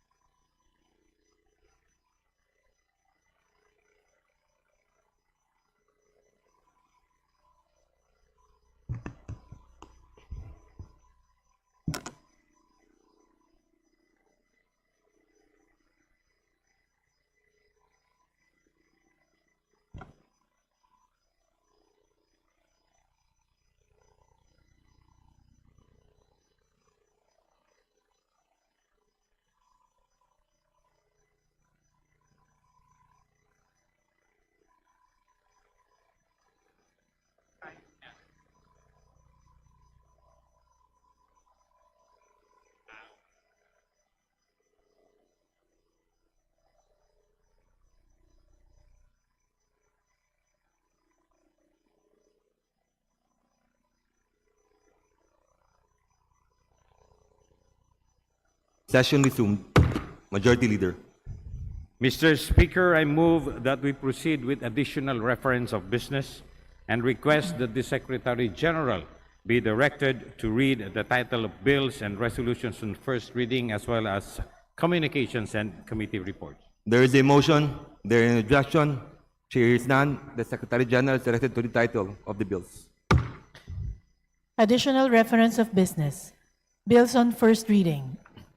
House Bill number 8834, an act establishing the Kalinga Program as a national emergency response framework to mitigate fuel-driven inflation, ensure energy and essential goods supply security, provide targeted and time-bound assistance to vulnerable sectors, grant flexible emergency powers to the President, and for other purposes, by Representatives D. Faustino and Marcos. Ad hoc Committee on Legislative Energy Action and Development. House Bill number 8835, an act increasing honorarium and Christmas incentives of barangay officials, including barangay tanods, members of the Luponan Tagapamayapa, among others, and granting other non-monetary benefits, amending for the purpose Section 393 of Republic Act number 7160 as amended, otherwise known as the Local Government Code of 1991, by Representative Nazal. To the Committee on Local Government. House Bill number 8836, an act amending Batas Pambansa Bilang 33 as amended by Presidential Decree number 1865 to include large-scale ore hoarding, profiteering, cartelization, and other acts of market abuse in the oil industry as forms of economic sabotage, and prescribing stiffer penalties therein and for other purposes, by Representative Degamo. To the Committee on Energy.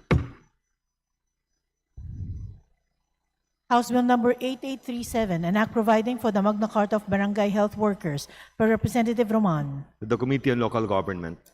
House Bill number 8838, an act temporarily suspending or reducing the imposition of value-added tax on petroleum products, amending for the purpose the National Internal Revenue Code of 1997 as amended, and for other purposes, by Representative De Viste. To the Committee on Ways and Means.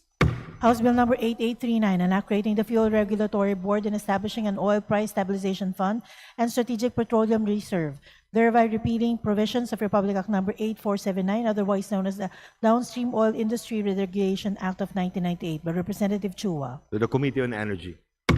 House Bill number 8840, an act amending Section 24 of Republic Act number 8424, otherwise known as the National Internal Revenue Code of 1997, as amended and for other purposes, by Representative Abalos. The Committee on Ways and Means.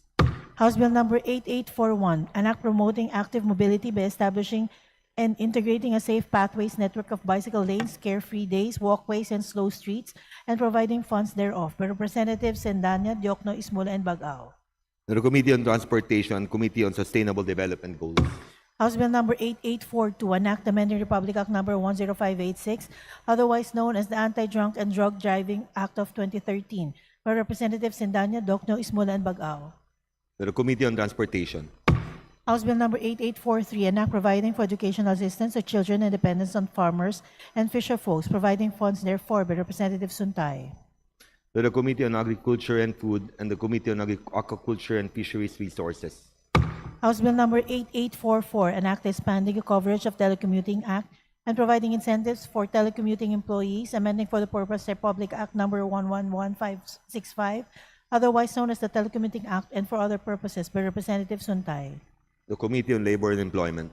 House Bill number 8845, an act preserving the traditional and indigenous sports and games of the Philippines, by Representative Benitez Javier Miguel. To the Committee on Youth and Sports Development.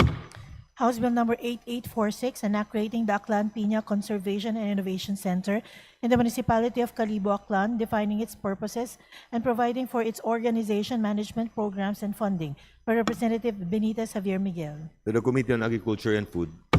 House Bill number 8847, an act declaring the Verde Island Passage in the provinces of Batangas, Marinduque, Occidental Mindoro, Oriental Mindoro, and Romblon a protected area with a category of protected seascape under the National Integrated Protected Area System, to be referred as the Verde Island Passage Protected Seascape, providing for its management and appropriating funds therefore, by Representative Benitez Javier Miguel. To the Committee on Natural Resources. House Bill number 8848, an act establishing the Seal of Good Cultural Governance for local government units, providing incentives therefore and for other purposes, by Representative Benitez Javier Miguel. To the Committee on Local Government. House Bill number 8849, an act mandating the establishment of fisher-folk resettlement areas by the Department of Agriculture, Department of Human Settlements and Urban Development, Department of Environment and Natural Resources, and local government units, amending for the purpose Section 108 of Republic Act number 8550, otherwise known as the Philippine Fisheries Codes of 1998, as amended by Republic Act number 10654, by Representative Benitez Javier Miguel. To the Committee on Agriculture and Fisheries Resources. House Bill number 8850, an act establishing multidisciplinary research centers regarding women's health and disease prevention and conducting a research program on hormone disruption for other purposes, by Representative Benitez Javier Miguel. The Committee on Health. House Bill number 8851, an act promoting the adoption of digital payments for financial transactions of the government and all merchants, by Representative Benitez Javier Miguel. To the Committee on Banks and Financial Intermediaries. House Bill number 8852, an act creating the Negros Island Region Development Authority, defining its powers and functions, providing funds therefore and for other purposes, by Representative Benitez Javier Miguel. To the Committee on Government Enterprises and Privatization. House Bill number 8853, an act strengthening the conservation and protection of Philippine cultural heritage, amending for the purpose Presidential Decree number 1096, otherwise known as the National Building Code of the Philippines, by Representative Benitez Javier Miguel. To the Committee on Public Works and Highways. House Bill number 8854, to act further strengthen local autonomy through a more nationalized system of decentralization, amending for the purpose Republic Act number 7160 as amended, otherwise known as the Local Government Code of 1991, by Representative Benitez Javier Miguel. To the Committee on Local Government. House Bill number 8855, an act incentivizing investments in petroleum refinery and renewable and green energy projects, providing fiscal and non-fiscal incentives and for other purposes, by Representative Hernandez Chariz Ann. To the Committee on Energy. House Bill number 8856, an act creating the Joint Congressional Commission on Justice System Reform, defining its powers and functions, providing funds therefore and for other purposes, by Representative Odocado. To the Committee on Justice. House Bill number 8857, an act instituting a national plan of action for the care, support, and inclusion of persons with autism spectrum disorder and appropriating funds therefore, by Representatives Rodriguez Rufus and Rodriguez Maximo. To the Committee on Health. House Bill number 8858, an act abolishing the Optical Media Board, repealing Public Act number 9239, the Optical Media Act of 2003, and creating the Digital Media Anti-Piracy Commission, by Representatives Rodriguez Rufus and Rodriguez Maximo. To the Committee on Public Information and the Committee on Government Reorganization. House Bill number 8859, an act amending Republic Act number 10699, or the National Athletes and Coaches Benefits and Incentives Act, by Representatives Rodriguez Rufus and Rodriguez Maximo. To the Committee on Youth and Sports Development. House Bill number 8860, an act establishing a more progressive and targeted tax system by increasing income tax exemptions and imposing solidarity wealth tax and windfall profits tax, amending for the purpose National Internal Revenue Code of 1997 as amended, by Representative Mendoza. To the Committee on Ways and Means. House Bill number 8861, an act strengthening the National Agriculture and Fisheries Extension System to accelerate agriculture and fisheries development, appropriating funds therefore and for other purposes, by Representative Odocado. To the Committees on Agriculture and Food and the Committee on Aquaculture and Fisheries Resources. House Bill number 8862, an act providing for the Magna Carta of Public Disaster Risk Reduction and Management Workers, promoting for their welfare, security of tenure, professional development, and appropriating funds therefore, by Representative Legazpi. To the Committee on Disaster Resilience. House Bill number 8863, an act amending Article 336 of Act number 3815, otherwise known as the Revised Penal Code, as amended, increasing the penalties for acts of lasciviousness, by Representatives Tan, Keith, Micah, and Montes. To the Committee on Revision of Laws. House Bill number 8864, an act regulating the registration, licensing, and utilization of electric two-wheeled and three-wheeled vehicles on major thoroughfares and expressways, amending for the purpose Republic Act number 4136, Republic Act number 11697, and Republic Act number 2000 and for other purposes, by Representative Poe. Committee on Transportation. House Bill number 8865, an act providing for a national energy policy and framework for the establishment of an energy subsidy program, by Representative Ako. To the Committee on Energy. House Bill number 8866, an act upgrading the minimum salaries of public school teachers to salary grade 15, teaching personnel in higher education to salary grade 16, and of non-teaching personnel to 16,000 pesos, by Representative Ako. To the Committee on Appropriation. House Bill number 8867, an act creating the Environmental Health Administration as attached agency of the Department of Health, defining its powers and functions, appropriating funds therefore and for other purposes, by Representative Acop. To the Committee on Health.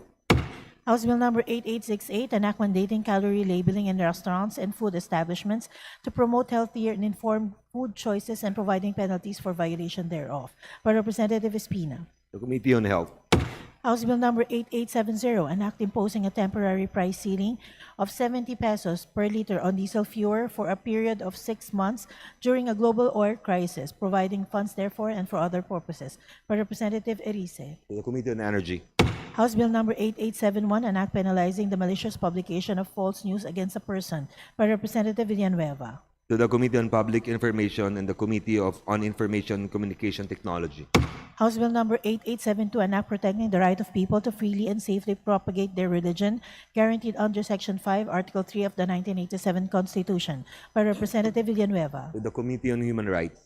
House Bill number 8873, an act establishing a School of Medicine in the Bohol Island State University in the city of Tagbilaran, province of Bohol, and appropriating funds therefore, by Representative Yap Arthur. To the Committee on Higher and Technical Education.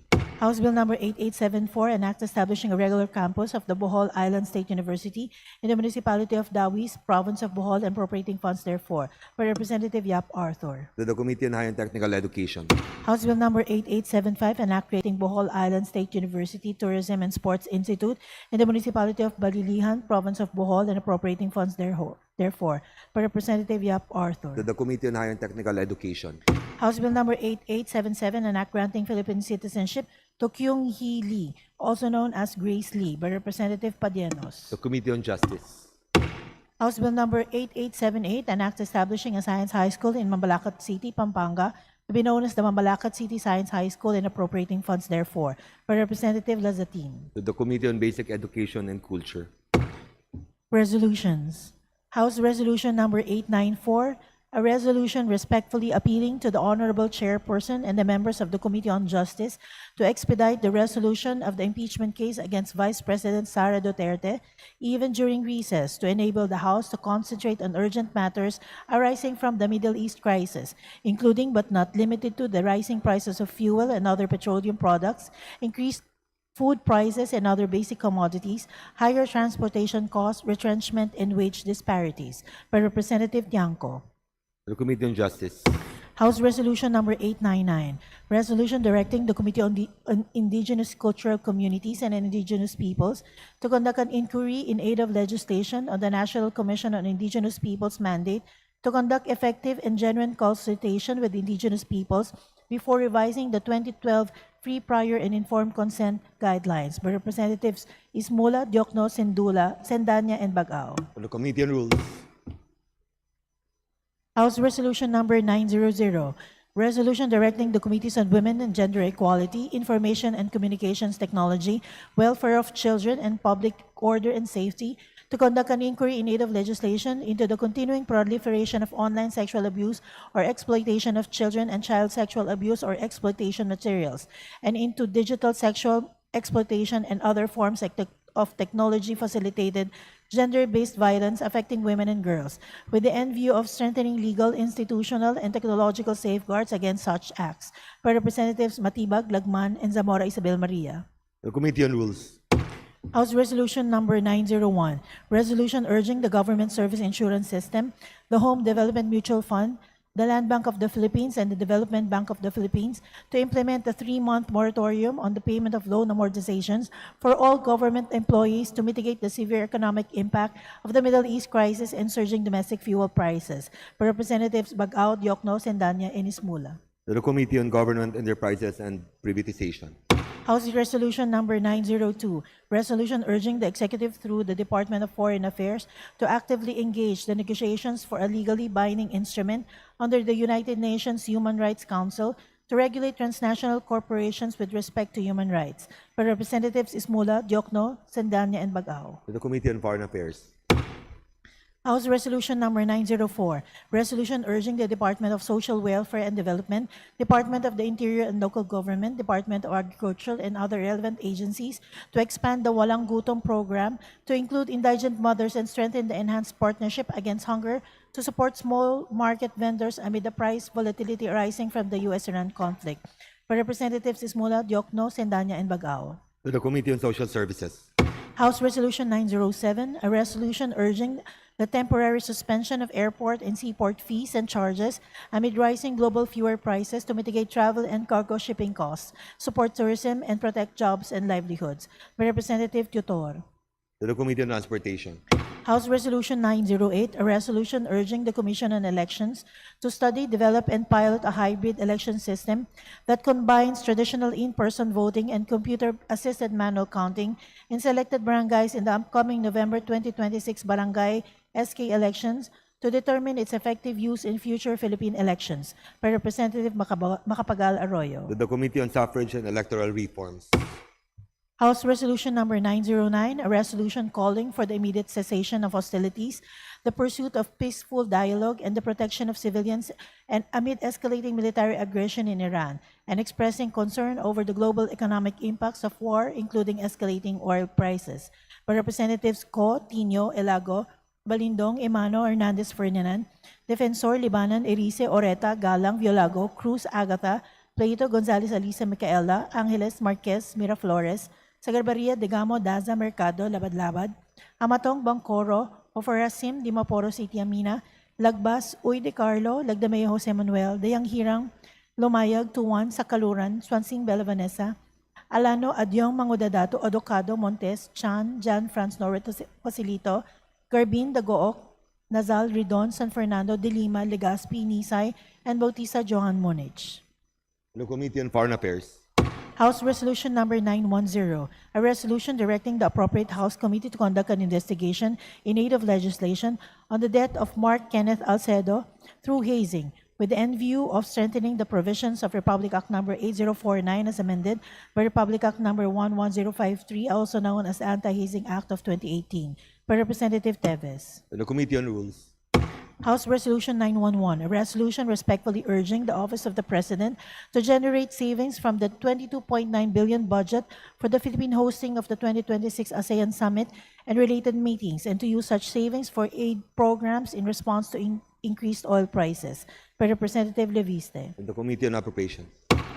House Resolution Number 912, resolution urging the Executive Department and all other appropriate government agencies to provide full, adequate, prompt, and effective preparations to the Malaya Lolas in compliance with the Philippines' obligations under the Convention on the Elimination of All Forms of Discrimination Against Women, and the views adopted by the Committee on the Elimination of Discrimination Against Women on 8 March 2023 by Representative De Lima. To the Committee on Women and Gender Equality. House Resolution Number 913, resolution urging the Department of the Interior and Local Government, the Department of Transportation, and the Land Transportation Franchising and Regulatory Board to study, strengthen, and expand the implementation of the Public Transport Service Contracting Program as a measure to mitigate the impact of rising fuel costs and ensure sustainable public transportation operations. By Representative De Lima. The Committee on Transportation. House Resolution Number 914, resolution directing the House Committee on Energy and other appropriate committee to conduct an inquiry in aid of legislation into the extraordinary surge in diesel prices in the Philippines, with the end view of determining why the country has emerged as among the worst affected by the current global oil shock, examining whether existing laws and regulatory mechanisms remain adequate to protect consumers and the national economy, and recommending legislative measures to address price vulnerability, possible profiteering, and structural deficiencies in the downstream oil industry. By Representative De Lima. To the Committee on Rules. House Resolution Number 915, resolution urging President Ferdinand Bongbong R. Marcos Jr., the Department of Transportation, and the Land Transportation Franchising and Regulatory Board to assess and address the impacts of rising fuel prices on public transport drivers, operators, and workers, and subject to a balancing with the interest of the riding public to implement the necessary and reasonable fare hike. By Representative De Lima. The Committee on Transportation. House Resolution Number 916, resolution commending and congratulating Police Cadet Van Marie Editha Gondaya Cagasan of Baybay City, Leyte for graduating as ranked number 1 of the Philippine National Police Academy Silang Paglaom Class of 2026, and for exemplifying extraordinary academic excellence, personal courage, and unwavering devotion to family and country. By Representative Kari. The Committee on Public Order and Safety. House Resolution Number 917, a resolution calling for the immediate escalation and cessation of hostilities in the Middle East, including among Iran, Israel, and the United States, emphasizing the protection of Philippine national interests and expressing grave concern over the adverse impacts of the conflict on the Filipino people and the national economy, by Representative Hernandez Chariz Ann. To the Committee on Foreign Affairs. House Resolution Number 918, a resolution urging the immediate implementation of emergency relief measures, including fuel vouchers, subsidies, and targeted assistance for vulnerable sectors adversely affected by the energy emergency and rising fuel prices, and directing relevant government agencies to ensure timely and efficient delivery thereof, by Representative Hernandez Chariz Ann. To the Committee on Energy. House Resolution Number 919, a resolution urging the Department of Energy, the National Grid Corporation of the Philippines, the Energy Regulatory Commission, and other concerned agencies to intensify support for renewable energy sources, including solar and geothermal energy, as an immediate response to the current energy emergency in the Philippines and rising fuel prices globally, by Representative Hernandez Chariz Ann. To the Committee on Energy. House Resolution Number 920, resolution directing the House of Representatives through the Committee on Basic Education and Culture to conduct an inquiry in aid of legislation into the working conditions and safety of public school teachers assigned in base schools and other schools in geographically challenging areas, with end view of institutionalizing the grant of transportation allowance, hazard pay, special hardship allowance, life and accident insurance coverage, and adequate safety protection to all public school teachers and personnel assigned in such areas, by Representatives Tino, Elago, and Co. The Committee on Rules. House Resolution 921, resolution urging the House of Representatives to conduct an investigation in aid of legislation into the non-utilization of the Legal Defense Fund to protect public school teachers and education support personnel against legal cases in the performance of their official functions and duties, by Representatives Tino, Elago, and Co. The Committee on Rules. House Resolution Number 922, resolution directing the House of Representatives to call for the abrogation of the landing party agreement between the Department of Information and Communications Technology, the Basis Conversion and Development Authority, and EDGE, and to scrap the plan to build the national broadband network using the Luzon bypass infrastructure in light of the issues on national sovereignty and threats to the data privacy and security of the Filipino people, by Representatives Tino, Elago, and Co. The Committee on Information and Communication Technology. House Resolution Number 923, a resolution urging the Energy Regulatory Commission to exercise strict oversight over electricity pricing, expedite the resolution of all pending petitions for refunds and rebates, ensure the implementation of ordered refunds, and recommend urging measures to mitigate electricity costs during the summer months, by Representative Garbin. Committee on Energy. House Resolution Number 924, resolution directing the Committee on Health to conduct an inquiry in aid of legislation on the implementation of the Philippine Strategic Tuberculosis Elimination Plan Phase 2, 2025 to 2030, along with the Philippine Acceleration Action Plans for Tuberculosis 2023 to 2035, with the end view of ensuring the country's commitment to the United Nations high-level meetings on TB and the Sustainable Development Goals, by Representative Montes. The Committee on Rules.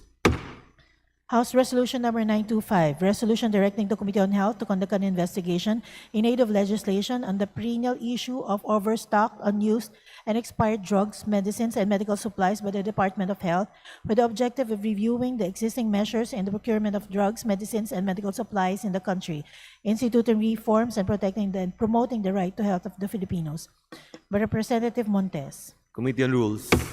House Resolution Number 926, resolution commending and congratulating Giselle Mark Magnifico Araula Magsayo for his spectacular technical knockout victory over Fergal McCrory at the SUFA Boxing 05 event held on April 5, 2026 in Las Vegas, Nevada, by Representative Yap John G. Snell. The Committee on Youth and Sports Development. House Resolution Number 927, resolution directing the House Committee on Natural Resources to conduct an investigation in aid of legislation into the reported environmental, health, and socioeconomic impacts of mining operations in the municipality of Aroroy, Masbate, with the end view of strengthening regulatory oversight, ensuring corporate accountability, and safeguarding the welfare of affected families, by Representative De Lima. Committee on Rules. House Resolution Number 928, a resolution urging the Energy Regulatory Commission to expedite the resolution and implementation of pending power rebates and refunds, and urging the national government to consider temporary reductions in the value-added tax on electricity and import tariffs on bunker fuel used for power generation in order to mitigate the impact of rising energy costs in Filipino consumers. Per Representative Tutor. Committee on Energy. House Resolution Number 929, resolution congratulating Police Lieutenant Tricia Ray Libiran Ahose, a constituent of the 5th Legislative District of Bulacan, for her exemplary academic performance and for graduating as top 9 of the Philippine National Police Academy Silang Paglaom Class of 2026. By Representative Cruz Agata. The Committee on Public Order and Safety. House Resolution Number 930, resolution commending and congratulating the Pinoy P-pop girl group Beanie for making history as the first Filipino pop group to perform at the Coachella Valley Music and Arts Festival 2026 and recognizing their contribution to the global promotion of Filipino talent and culture. By Representative Benitez Javier Miguel. To the Special Committee on Creative Industries. House Resolution Number 931, resolution congratulating and commending Patrick Gerard Lee for winning the bronze medal in the men's C5 scratch race at the Asian Para-Track Cycling Championships and recognizing his contribution to Philippine sports. By Representative Villanueva. To the Committee on Youth and Sports Development. House Resolution Number 932, a resolution urging the Energy Regulatory Commission to order the temporary suspension of electricity disconnections for households with unpaid bills during the national state of energy emergency and encouraging public utilities to provide flexible or installment payment arrangements for affected consumers. For Representative Hernandez Chariz Ann. Committee on Energy.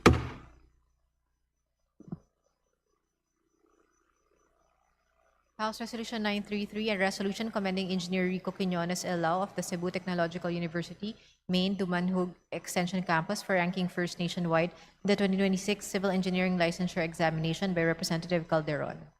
To the Committee on Civil Service and Professional Regulation. House Resolution 934, a resolution congratulating the Filipino P-pop girl group Beanie and Sofia La Forteza of the global girl group Cat's Eye for their historic performances at the Coachella Valley Music and Arts Festival 2026 and for bringing honor and distinction to the Philippines. By Representative Del Mar. The Special Committee on Creative Industries. House Resolution 935, a resolution congratulating and commending Mariel Monteliano and Bisdak J.M. de la Serna for winning a historic back-to-back championship on Your Face Sounds Familiar 2026 and in Tawag ng Tanghalan Duet Season 1 by Representative Del Mar. The Special Committee on Creative Industries.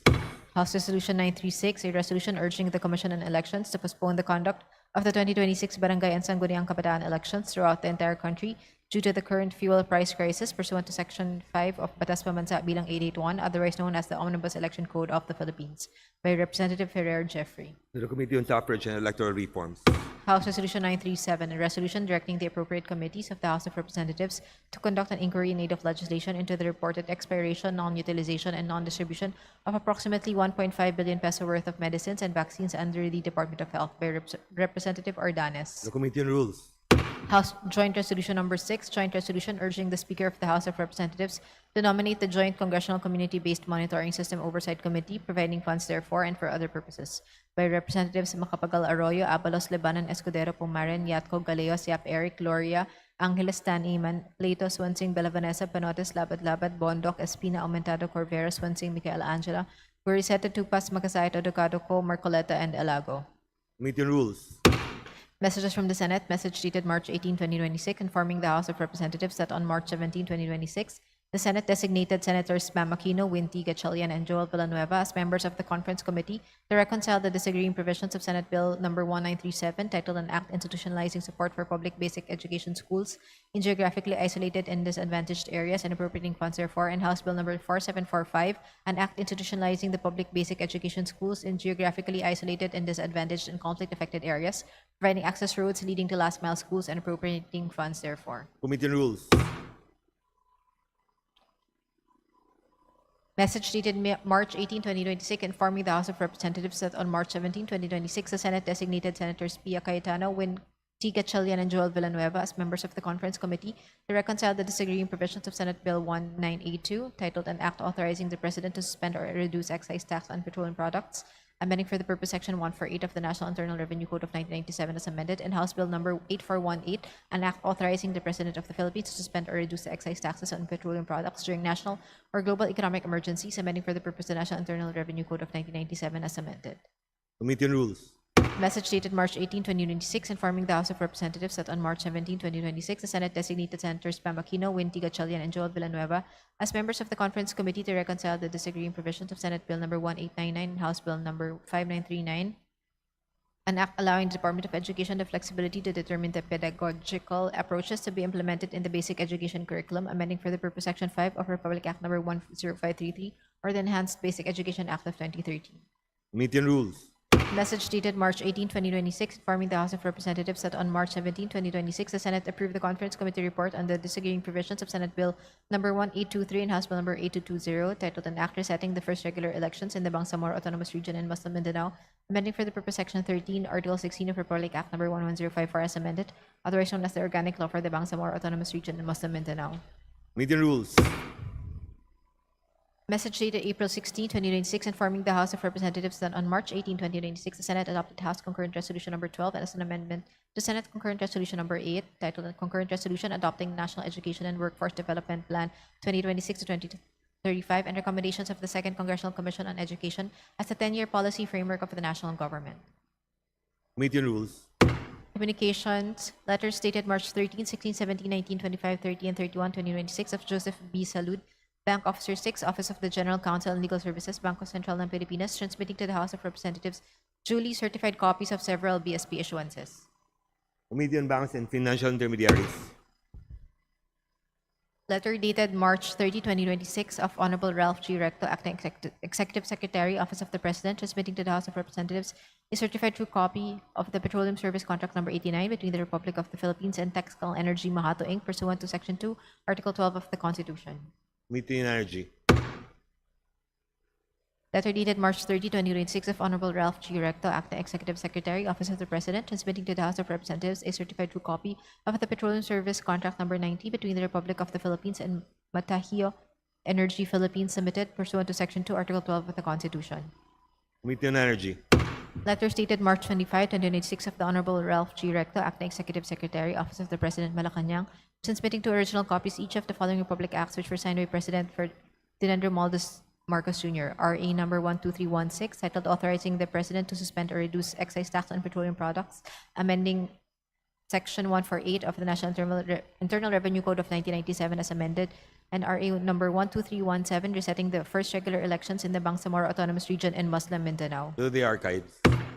Report dated March 24, 2026 of Honorable Attorney Chelo E. Velicari Garofil, Secretary General, House of Representatives, on copies of the following enrolled bills which were returned to the Senate on even date and to be transmitted to the Office of the President for His Excellency's consideration and signature pursuant to Section 18H, Rule 6 of the Provisional Rules of the House of Representatives.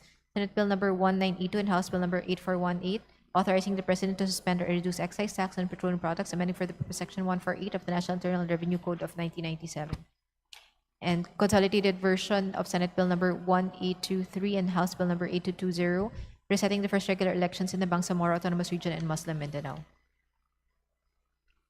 Subpoena duces tecum, pursuant to Section 153, Rule 24 of the Provisional Rules of the House of Representatives, transmitting the subpoena duces tecum issued by the Office of the Ombudsman for the following: FF-C-NOV 20-25-0305, dated March 12, 2026, FF-C-JAN-26-0005, dated March 12, 2026, FF-C-JAN-26-0026, dated March 25, 2026, FF-C-JAN-26-0050, dated March 17, 2026, FF-C-JAN-26-0051, dated March 17, 2026, FF-C-JAN-26-0057, FF-C-JAN-26-0058, and FF-C-JAN-26-0063, dated March 31, 2026, FF-C-JAN-26-0072, dated March 13, 2026, and OMB-C-C-Feb-26-0019, and OMB-C-A-Feb-26-0021, dated March 13, 2026. Pursuant to Section 155 and 156, Rule 24 of the Provisional Rules of the House of Representatives, transmitting the subpoena duces tecum dated March 25, 2026, issued by the Office of the Ombudsman for the statements of assets, liabilities, and net worth of members pursuant to Section 155 and 156, Rule 24 of the Provisional Rules of the House of Representatives, transmitting the subpoena duces tecum dated March 25, 2026, and April 8, 2026, issued by the Office of the Ombudsman. Committee reports. Committee report number 230, submitted by the Committee on Public Order and Safety on House Resolution number 903. Committee on Rules. Committee report number 231, submitted by the Committee on Indigenous Cultural Communities and Indigenous Peoples on House Bill number 8699. Committee on Rules. Committee report number 232, submitted by the Committee on Indigenous Cultural Communities and Indigenous Peoples on House Bill number 8700. Committee on Rules.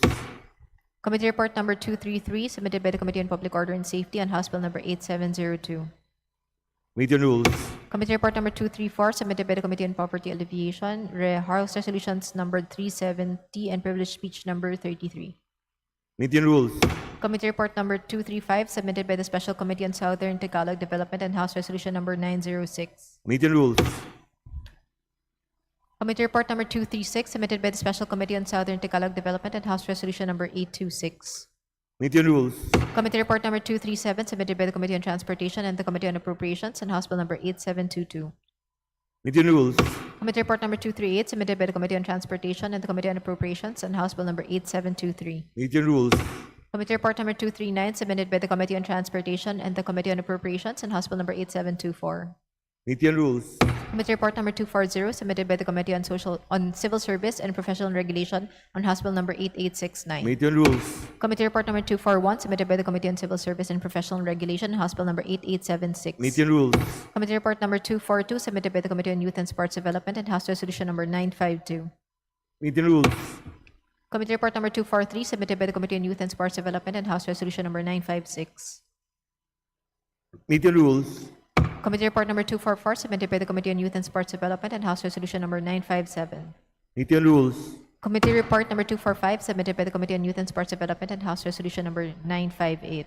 Committee on Rules. Committee report number 246, submitted by the Committee on Youth and Sports Development and House Resolution number 959. Committee on Rules. Committee report number 247, submitted by the Committee on Youth and Sports Development and House Resolution number 960. Committee on Rules. Committee report number 248, submitted by the Committee on Youth and Sports Development and House Resolution number 963. Committee on Rules. Committee report number 249, submitted by the Committee on Youth and Sports Development and House Resolution number 964. Committee on Rules.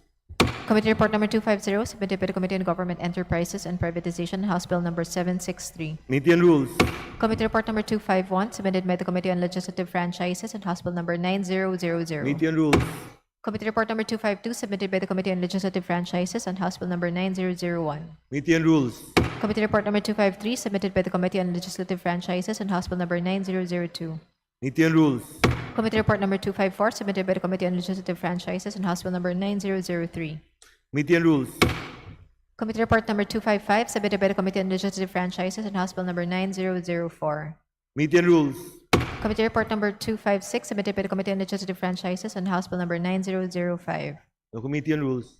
Committee report number 257, submitted by the Committee on Legislative Franchises and House Bill number 9010. No Committee on Rules. Committee report number 258, submitted by the Committee on Labor and Employment regarding House Resolutions number 326, 370, and 491. No Committee on Rules.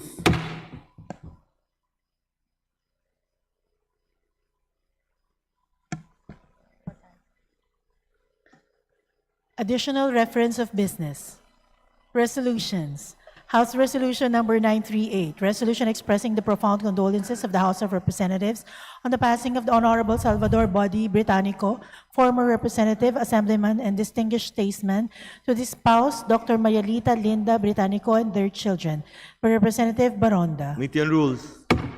House Resolution number 939, resolution urging the Department of Foreign Affairs to invite the United Nations Special Rapporteur on the promotion and protection of human rights and fundamental freedoms while countering terrorism in aid of legislation in light of reported abuse and misuse of counterterrorism and terrorism financing laws, by Representative De Lima. Committee on Foreign Affairs. House Resolution number 940, a resolution expressing the deepest condolences of and heartfelt sympathy of the House of Representatives on the demise of award-winning Filipina actress Sue M. Prado and honoring her life, artistic legacy, and extraordinary contributions to the Philippine independent cinema by Representative Olivares. Committee on Rules. House Resolution Number 941, a resolution expressing the deepest sympathy and sincere condolences of the House of Representatives on the passing of Ms. Lucille Jean Olasman Jershovich by Representative Olivares. Committee on Rules. House Resolution Number 942, resolution commending and congratulating Linda P. Johnson for being sworn as the first Filipina mayor of Cerritos, California, USA by Representative Olivares. Committee on Rules. House Resolution Number 943, resolution commending and congratulating Filipino boxer Pedro Taduran for his successful defense of his IBF minimum weight world title against Mexican contender Gustavo Perez by Representative Olivares. The Committee on Games and Amusement. House Resolution Number 944, a resolution expressing the profound sympathy and sincere condolences of the House of Representatives on the demise of Sister Eva Fidela Maamo, Ramon Magsaysay awardee, and honoring her life of selfless service to the Filipino people by Representative Olivares. Committee on Rules. House Resolution Number 945, resolution urging the Philippine Sports Commission to adopt and implement an expedited disbursement mechanism for national sports associations to ensure the timely release of approved funds for athletes participating in international competitions and related activities by Representative Gomez. The Committee on Youth and Sports Development. House Resolution Number 946, a resolution directing the Committee on Energy of the House of Representatives to conduct an inquiry in aid of legislation on the rules and regulations issued by the Department of Energy and the Energy Regulatory Commission governing rooftop solar power and net metering with the end in view of ensuring affordable, accessible, and sustainable energy for consumers by Representative Yap Arthur. Committee on Rules. House Resolution Number 947, resolution expressing the profound sympathy and sincere condolences of the House of Representatives on the demise of Congressman Leopoldo Encinas San Benaventura of the 2nd District Province of Camarines Sur during the 10th Congress by Representative Olivares. Committee on Rules. House Resolution Number 948, resolution commending and congratulating Dr. Erwin Ken Angcual Parachaso for his historic feat of obtaining the highest score in the March 2026 Physician Licensure Examination by Representative Yap Eric. The Committee on Civil Service and Professional Regulation. House Resolution Number 949, a resolution expressing profound sympathy and sincere condolences on the passing of former Assemblyman and veteran statesman Salvador Body Britannico and honoring his invaluable contributions to Philippine governance, law, and education by Representative Ang. Committee on Rules. House Resolution Number 950, resolution urging the House Committee on Housing and Urban Development to conduct an investigation in aid of legislation into the reported unauthorized sale, transfer, and disposition of NHA-awarded housing units in violation of Section 14 of Republic Act Number 7279, otherwise known as the Urban Development and Housing Act of 1992, and requesting the National Housing Authority to strengthen enforcement and report on such cases by Representative Poe. Committee on Rules. House Resolution Number 951, resolution commending and congratulating Sofia La Forteza, a Filipino performer and leader of the global girl group Cat's Eye, for her historic performance at the Coachella Valley Music and Arts Festival 2026, and for exemplifying Filipino excellence in the global music industry by Representative Benitez Javier Miguel. The Special Committee on Creative Industries. House Resolution Number 953, resolution congratulating the Department of Transportation, headed by Acting Secretary Giovanni Zay Lopez, and the right-of-way and site acquisition headed by Assistant Secretary Irish Calaguas for the accelerated right-of-way acquisition of the Clark-Malolos Corridor for North-South Commuter Railway Extension Project and Metro Manila Subway Project by Representative Lazatin. Committee on Transportation. House Resolution Number 954, resolution directing all national government agencies, attached offices and bureaus, and local government units to impose a moratorium on all demolition and eviction of residential structures amid the state of national energy emergency by Representatives Elago, Co, and Tino. The Committee on Housing and Urban Development. House Resolution Number 955, a resolution respectfully urging the Office of the President to investigate reports of discrimination and corruption in Bawat Barangay Makikinabang, Bawat Bayan Makikinabang, and other aid programs, and to ensure the transparent, equitable, and efficient release of funds to local government units by Representative Leviste. The Committee on Local Government. House Resolution Number 961, resolution directing the appropriate committees of the House of Representatives to conduct an immediate, thorough, and impartial inquiry in aid of legislation into the circumstances surrounding the April 19, 2026 armed encounter in Barangay Salamanca, Tabosa, Negros Occidental, which resulted in the deaths of 19 individuals, with the end in view of determining accountability, assessing compliance with rules of engagement, addressing the impact on affected communities, and recommending legislative measures to strengthen the protection of civilians and uphold human rights in the conduct of internal security operations by Representative De Lima. Committee on Rules. House Resolution Number 962, a resolution directing the House Committee on Human Rights to urgently conduct an investigation in aid of legislation on the massacre of unarmed civilians allegedly perpetrated by the 79th Infantry Battalion of the Armed Forces of the Philippines in Toboso, Negros Occidental, which constitutes a violation of human rights and international humanitarian law, by Representatives Co, Tino, and Alago. Committee on Rules. House Resolution Number 965, resolution directing the appropriate committee of the House of Representatives to conduct an inquiry in aid of legislation into the pass-through charges imposed on electricity consumers with the end in view of ensuring transparency, accountability, and the rationalization of such charges, by Representative Yap Arthur. Committee on Rules. House Resolution Number 966, resolution urging the Committee on Housing and Urban Development to conduct an investigation in aid of legislation into the reported demolition, forcible displacement, and/or threats of displacement in particular areas in Los Baños, Laguna, by Representatives Elago, Co, and Tino. Committee on Rules. House Resolution Number 967, resolution directing the House Committee on Agriculture and Food to conduct an inquiry in aid of legislation on the imminent impact of the forecasted 2026-2027 El Nino event in the Philippine agricultural sector in pursuit of assessing the current state of preparedness of Philippine agricultural producers to absorb the effects of El Nino and other similar climate events, and in pursuit of the immediate formulation, adoption, and implementation of anticipatory, evidence-based, and mitigation and adaptation strategies, by Representatives Swansing Bella Vanessa. Committee on Rules. House Resolution Number 968, a resolution directing the appropriate committee of the House of Representatives to conduct an inquiry in aid of legislation into the armed encounter in Barangay Salamanca, Municipality of Toboso, Negros Occidental, on April 19, 2026, by Representative Benitez Javier Miguel. Committee on Rules. House Resolution Number 969, resolution directing the appropriate committee of the House of Representatives to conduct an investigation in aid of legislation into the widespread offloading of Filipino passengers at international ports of exit, with the end in view of strengthening safeguards against abuse, ensuring accountability, and protecting the rights and welfare of the travelers, by Representative Villanueva. Committee on Rules. House Resolution Number 970, resolution urging the House Committee on Transportation to conduct an inquiry in aid of legislation on the reported flight emergency diversion incident involving Dumaguete to Manila PAL Express Flight PR2544 to Iloilo International Airport, and the apparent gaps in airline and aviation emergency protocols, passenger safety measures, and airport readiness, by Representative Bangcoro. Committee on Rules.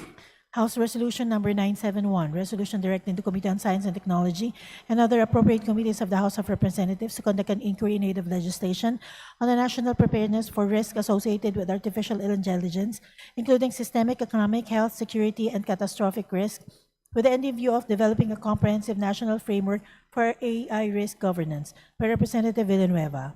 Committee on Rules. House Resolution Number 972, resolution urging the House Committee on Justice, the House Committee on Social Services, or other appropriate committees of the House of Representatives to conduct an inquiry in aid of legislation into the alleged discrimination and politicization in the distribution of assistance under the Bawat Bayan Makikinabang and Bawat Barangay Makikinabang programs, as well as possible violations of existing anti-EPA policies and the implementation of government assistance programs, by Representative Leviste. Committee on Rules. Majority Leader. Mr. Speaker, may we recognize the guests of the Honorable Sarah Jane Ilago of Party List Gabriela. They are the workers from the Kowloon House West Chapter Glow Rain KMU in the plenary, namely Reginald San Martin, Tori John Ancheta, Jessa Montesa, Weller Rose Tejada, Sami Bacolor, Remitivo Lapore, Marlen Lazaro, Victoria Mirando, Francis Licuanan, John Michael Carlos, and Bernard Dimaunahan, Mr. Speaker. To the guest of Representative Sara El Lago, representatives and workers from Kowloon House West Chapter, welcome to the House of Representatives. Majority Leader. Mr. Speaker, pursuant to our rules, today being a Monday, I move to open the privilege hour. There is a motion to open the privilege hour. There is an objection. Here is none. Motion is carried. Majority Leader. Mr. Speaker, I move to recognize the gentleman from Party List APEC, the Honorable Sergio C. Dagook, to avail of the privilege hour. There is an objection. Here is none. The Honorable Dagook is hereby recognized. You have the floor, sir. Thank you, Mr. Speaker. Thank you, Majority Leader. Mr. Speaker, distinguished colleagues, Magandang gabi po sa ating lahat.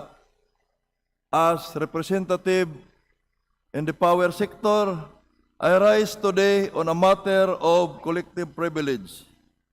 For the past few months, we have seen the same cycle of unpredictable generation cost spike, spiraling fuel pass-through cost, the charge upon charge, and the inevitable shock when Filipino families receive their monthly electric bills.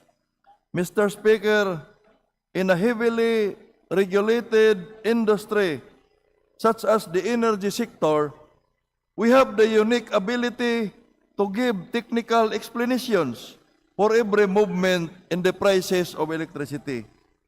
But beyond this, there is a more painful reality. For the ordinary Filipino, the cost of power is no longer justifiable, no matter how true and sophisticated the explanation is. The cost of electricity is now a direct threat for food security, tax on small businesses, and a barrier to our national productivity. Mr. Speaker, we often hear that our electricity rates are among the highest in Southeast Asia. We are told it is the nature of the beast because we are an archipelago reliant on imported fuel. While those may be true, they have become convenient excuses for systemic inefficiency and the lack of urgency to address the matter. Mr. Speaker, the public is asking two important questions. One, bakit ganito kamahal ang ating kuryente? At pangalawa, ano ang ginagawa ng gobyerno natin? To answer them, we have to look beyond the surface of the bill. The answer must go into the very architecture of our energy sector. First, the unbundled charges. This is done by virtue of Republic Act 9136 or the Electric Power Industry Reform Act of 2001. The charges we see on our monthly statements are unbundled. Ibig sabihin po nito, Mr. Speaker, makikita ng mga consumers kung magkano ba talaga ang kinukulikta ng bawat sektor bago makarating ang kuryente sa ating mga bahay. The final amount on our monthly bill is a collection of generation, transmission, and distribution topped with several universal charges and variety of taxes. I would like to emphasize, Mr. Speaker, variety of taxes. Let's go through them one by one. We know that the generation charge account for over half of the bill. Mahigit po sa kalahati ng ating binabayaran ay pumupunta po sa planta. Currently, the regulatory landscape allow an automatic fuel cost pass-through mechanism in our power supply agreement. This means that when the price of coal or gas spikes in the global market, the risk is shifted entirely to the consumer. Why is the Filipino household the final shock absorber for global market volatility? We must review this contract to ensure that risk is shared, not just passed on. Next is the transmission and ancillary charges. All consumers pay to the stability of the grid infrastructure and its operation. But Mr. Speaker, when there are delayed vital transmission projects, the resulting congestion cost find their way into our bills. Ito pong pangyayaring ito ay paulit-ulit na nangyayari sa Region 7, Region 6, at Region 8.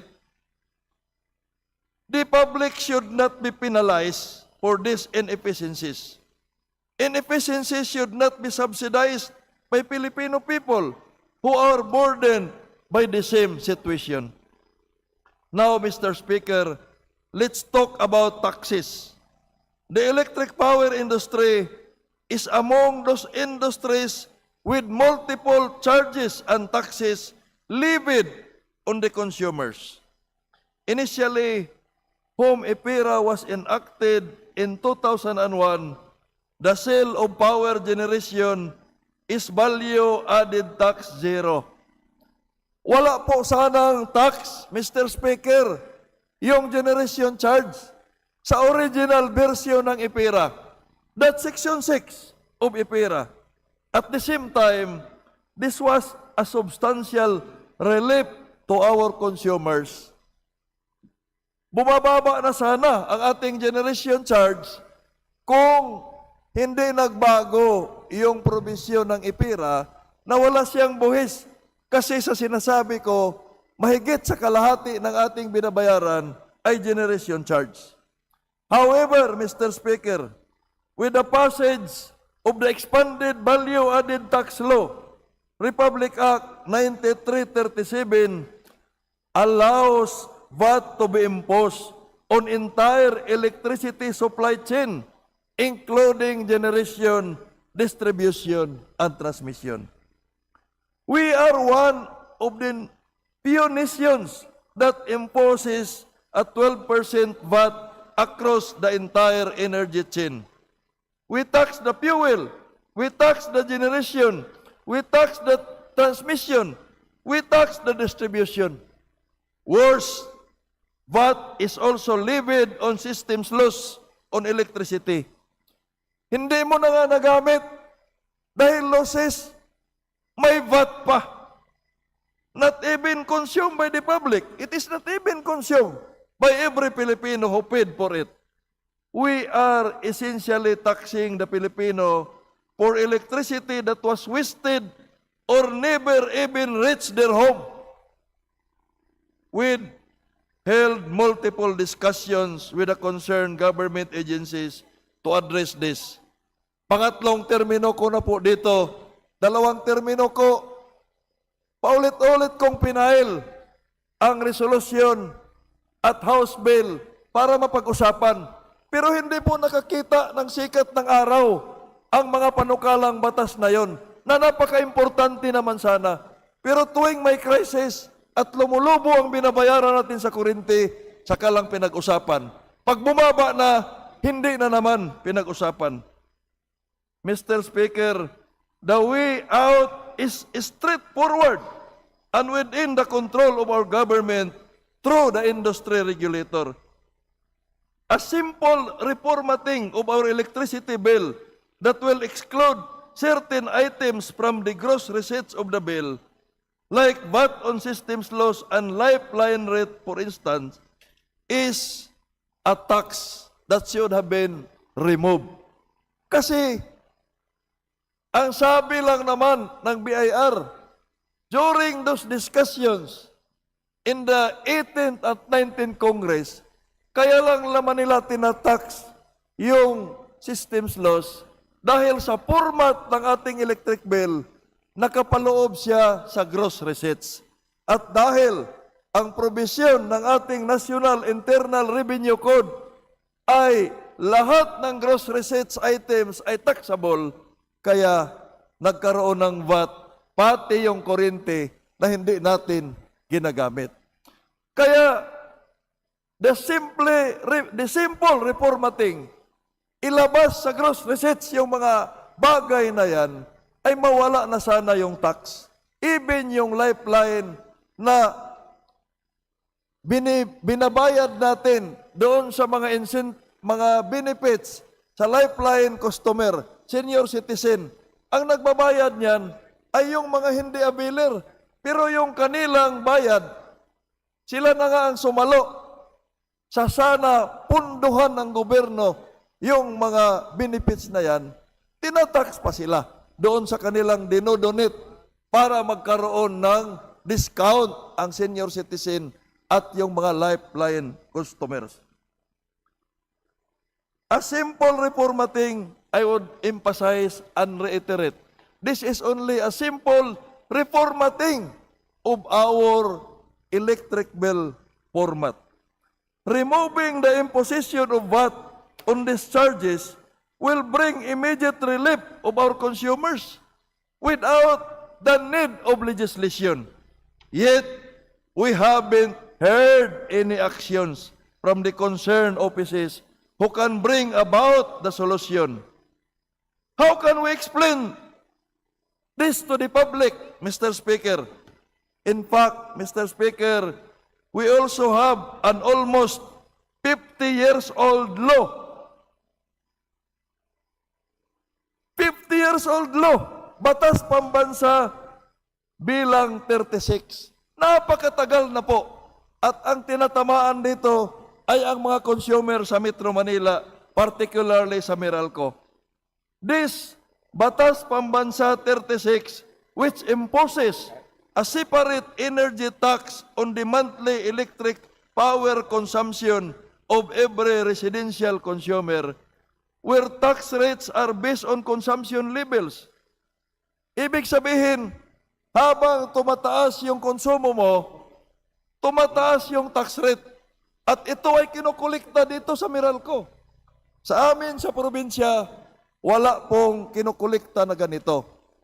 Itong batas, na to ay uulitin ko, 50 years old na po.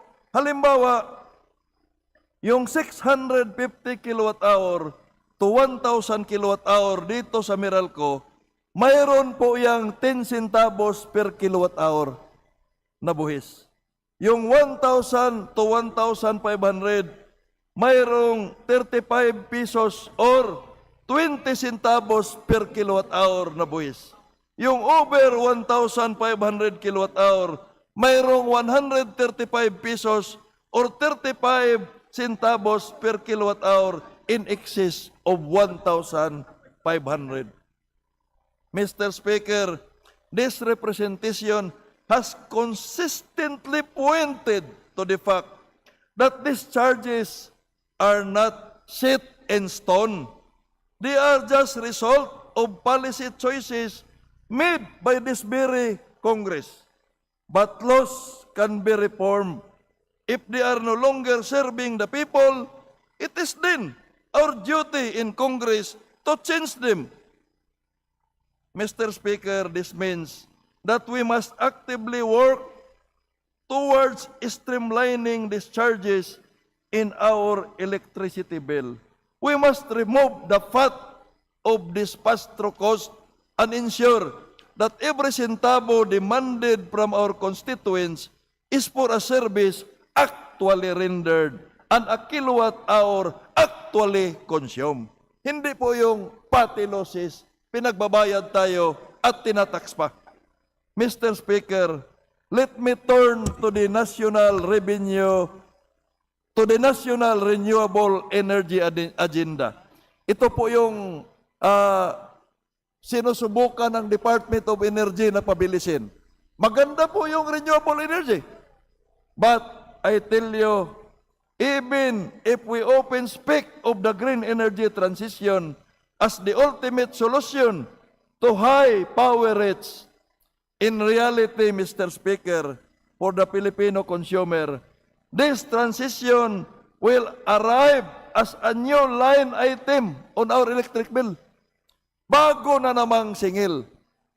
Every renewable energy na i-put up sa ating bansa, binabayaran po, advance pa yung ating bayad.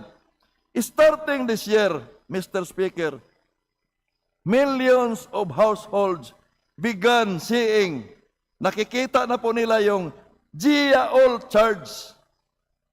GIA-all. Kaya nga yung iba, sinasabi na, sana magdagdag na naman tayo ng sana all charge. Kasi mayroon na tayong fit-all, fit-in tariff allowance based on our Renewable Energy Act.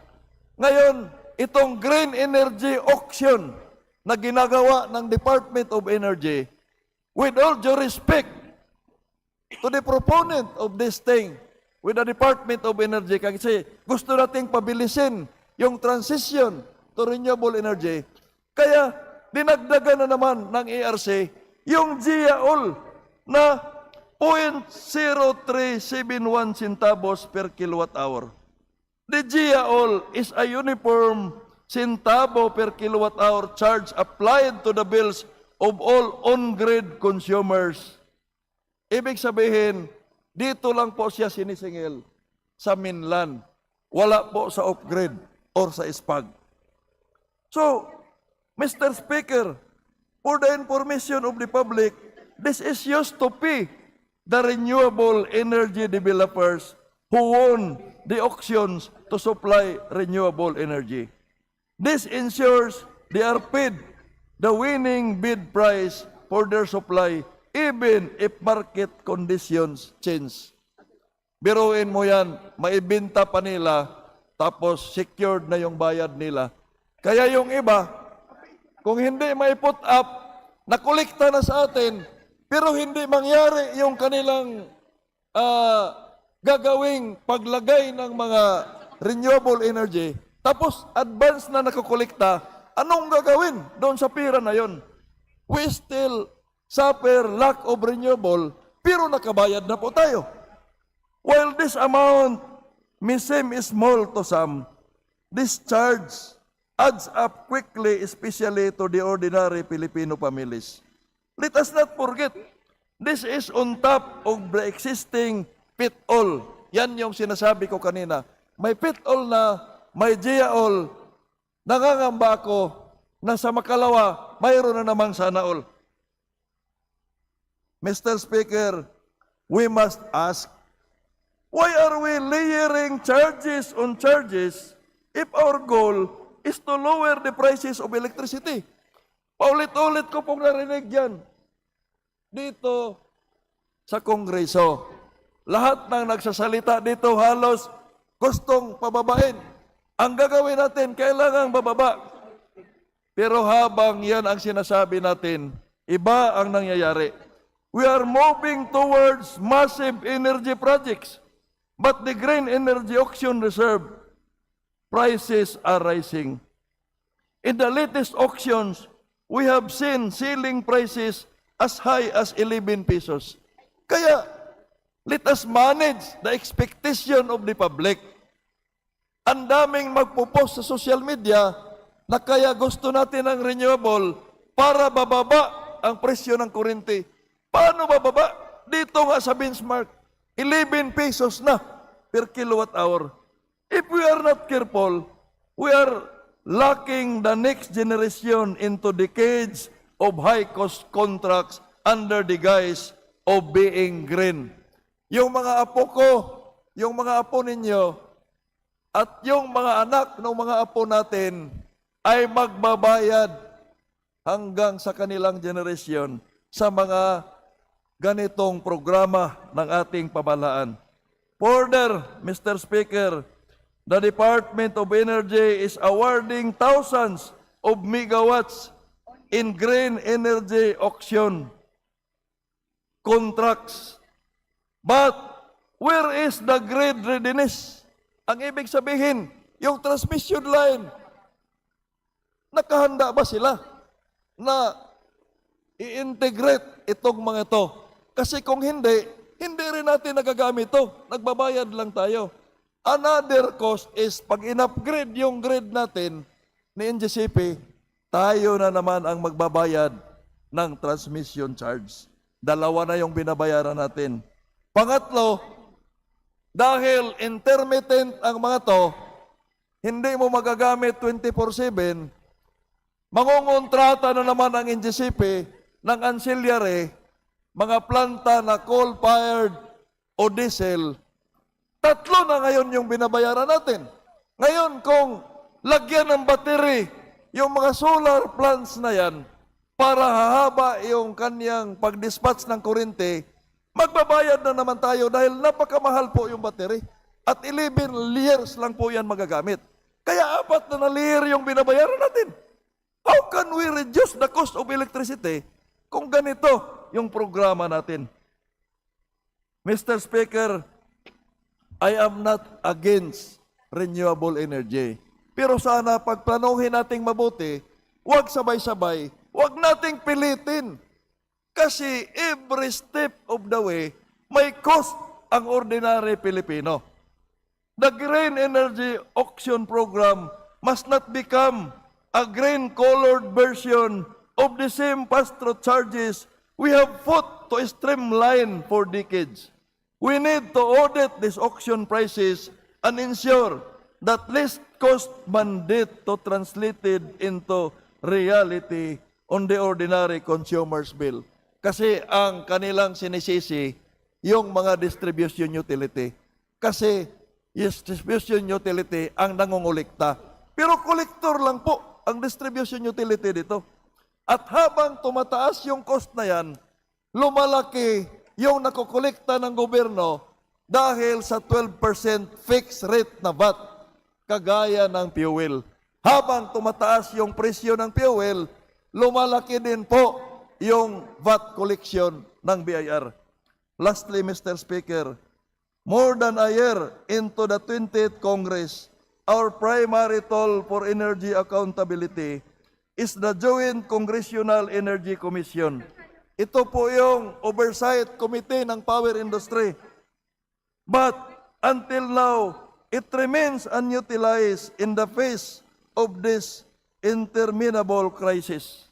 From the EPIRA or Republic Act 9136 to the Renewable Energy Act or RA 9513 and from the Energy Efficiency and Conservation Act, Republic Act 11285, this Congress has been handed a tool to protect the Filipino consumers when they most need it. Ito po yung Joint Congressional Energy Commission. The GCEC as a permanent statutory body designed and empowered for long-term oversight of our energy policies to hold both the regulator and the regulated accountable is still staying silent amidst the suffering of the Filipino people. Mr. Speaker, it is high time that both houses act with urgency to constitute the commission at the earliest time possible. We do not need another joint committee, another temporary technical working group, because the law has already given us a tool. We simply need to wield it. Mr. Speaker, we cannot manage what we do not monitor, and we cannot fix what we do not measure without a fully functioning and active Joint Congressional Energy Commission.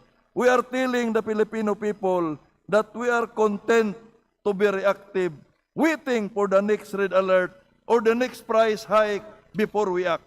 The public do not need more explanation about why their monthly electric bill continues to surge. What they need is a government that anticipates these failures, a government that acts, a government that protects the public from financial fallout. I therefore call upon the leadership of both houses to fully mobilize the Joint Congressional Energy Commission. Let us use the mandate given to us by law to audit the performance of the power industry and the laws that make it work. The energy crisis, it is a test of governance. And Mr. Speaker, we are currently, with all due respect, we are currently failing. But the tools are in our hands and the law is in our side. The only thing missing is the immediate and sustained action that our people deserve. Thank you, Mr. Speaker. Majority Leader. Mr. Speaker, I move to refer the speech of the Honorable Dagoc to the Committee on Rules for its appropriate action. Is there any objection? Hearing none, the speech of Honorable Chair Dagoc is referred to the Committee on Rules. Majority Leader. Mr. Speaker, I move to recognize the gentleman from the Lone District of Muntinlupa, the Honorable Jaime Fresnedi, for to avail the privilege hour. The Honorable Jaime Presnedi of Dillon District of Muntinlupa City is recognized. Thank you, Mr. Speaker. Ang krisis sa tubig sa Muntinlupa. Sa Muntinlupa nga lang ba ay krisis? Mr. Speaker, fellow representatives of the people, magandang hapon po. Tumatayo po ako ngayon hindi para magtalakay ng komplikadong polisiya. Tumindig ako ngayon upang talakayin ang isang bagay na napakahalaga sa buhay ng tao. Ito ay ang tubig. Tubig bilang inumin, tubig bilang panluto, tubig para sa kalinisan at kalusugan, tubig na nagbibigay buhay, tubig hindi dapat pinagkakait, tubig na hindi dapat pinag-agawan, tubig na karapatan ng bawat Pilipino. Sa amin sa Muntinlupa, taon-taon na lang, lalo na pagdating ng tag-init, pare-pareho ang reklamo. Ito ay ang di maasahang serbisyo ng tubig sa mga kabahayan.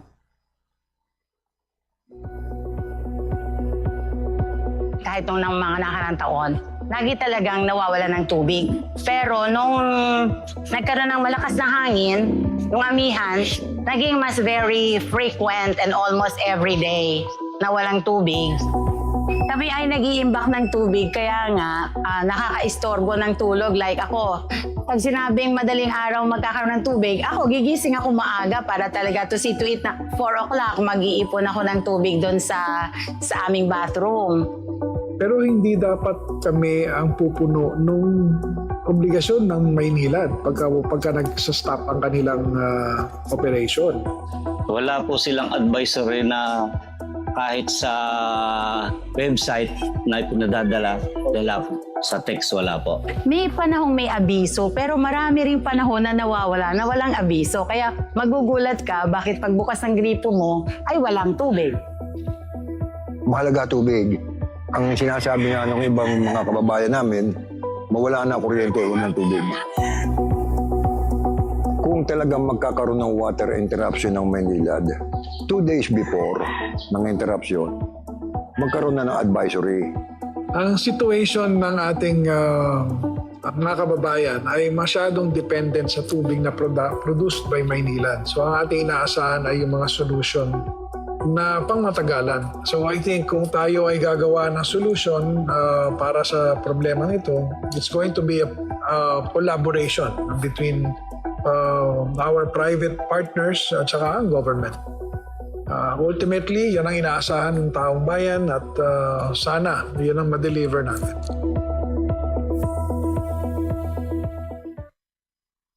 Paputol-putol, may amoy, kulay kalabang at ang pinakamasaklap, walang tubig.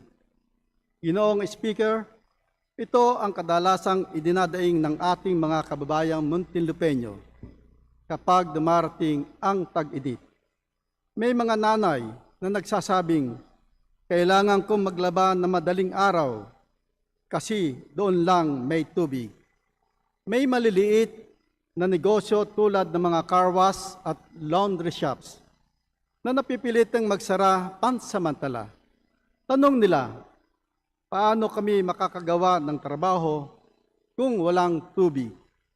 May mga pamilya na napipilitang gumastos pa, bumibili ng mga drum, galon o di kaya'y maraming balding pang-ipon ng tubig, dagdag na gastusin sa karakarampot na nga nilang kita.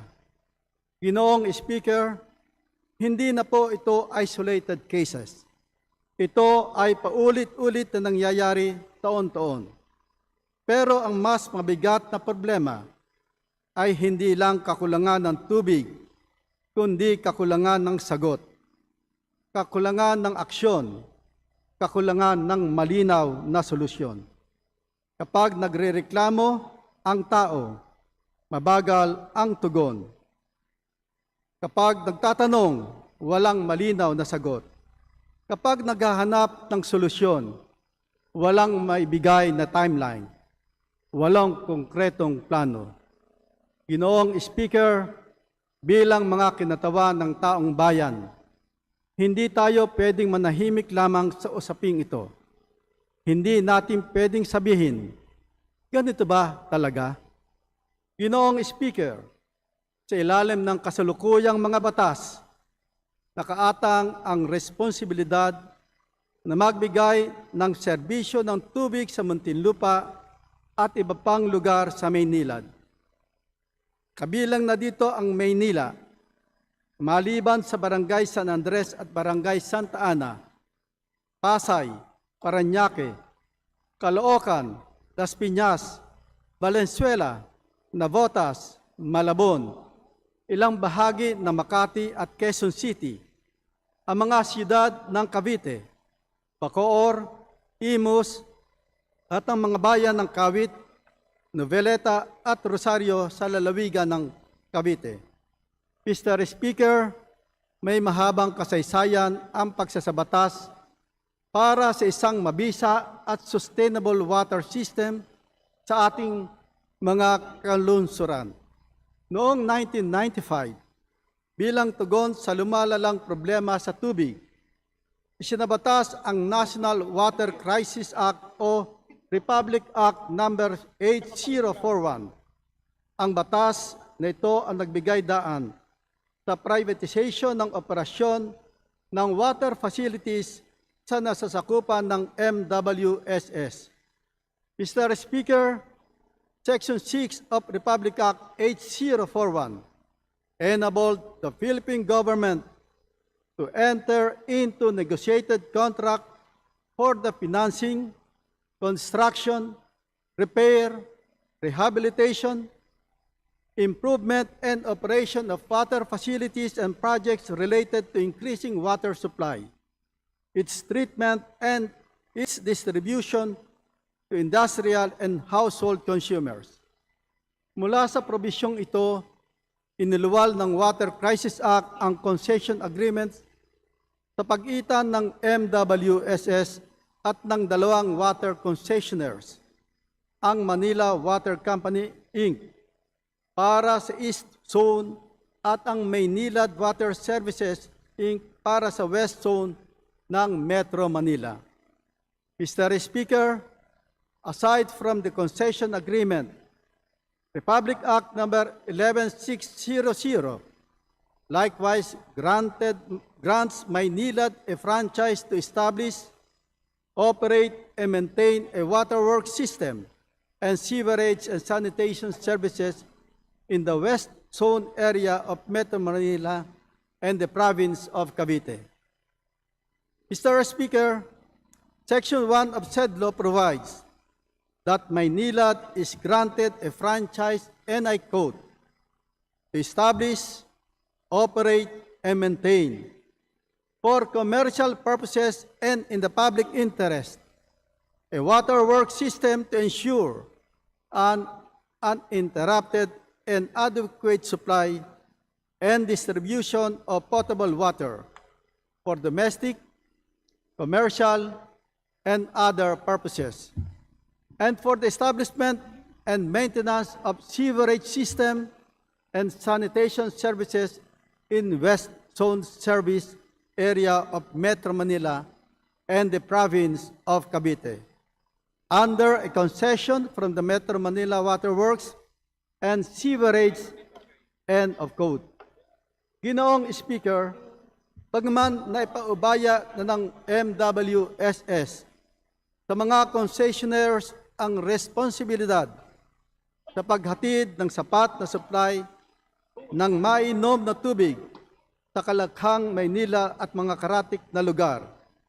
Hindi ibig sabihin nito na absueldo na ang MWSS sa usaping ito.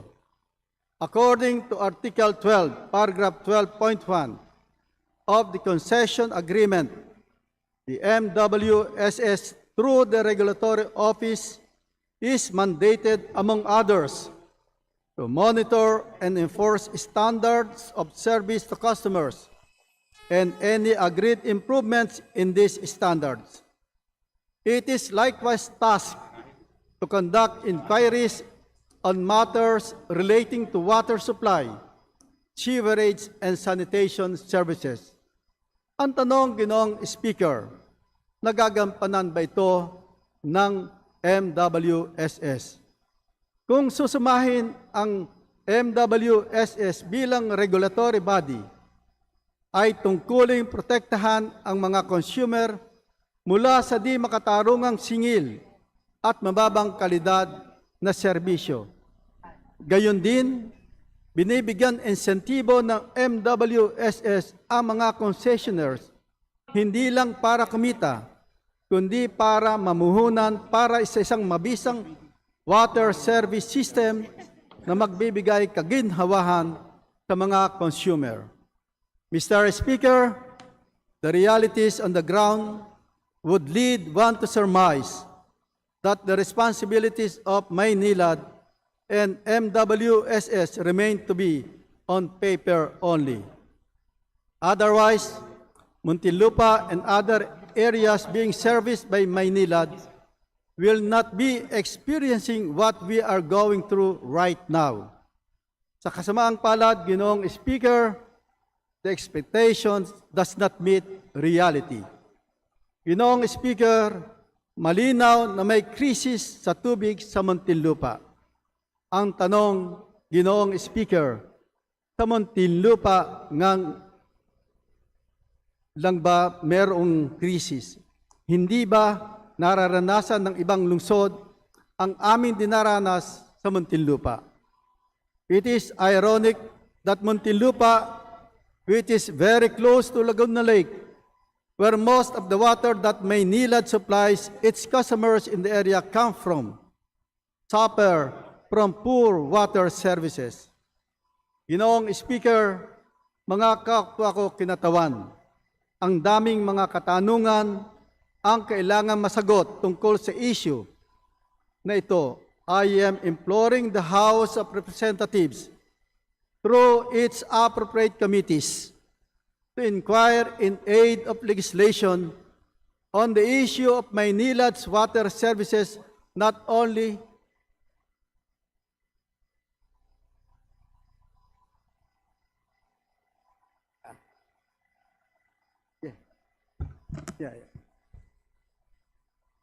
Session suspended.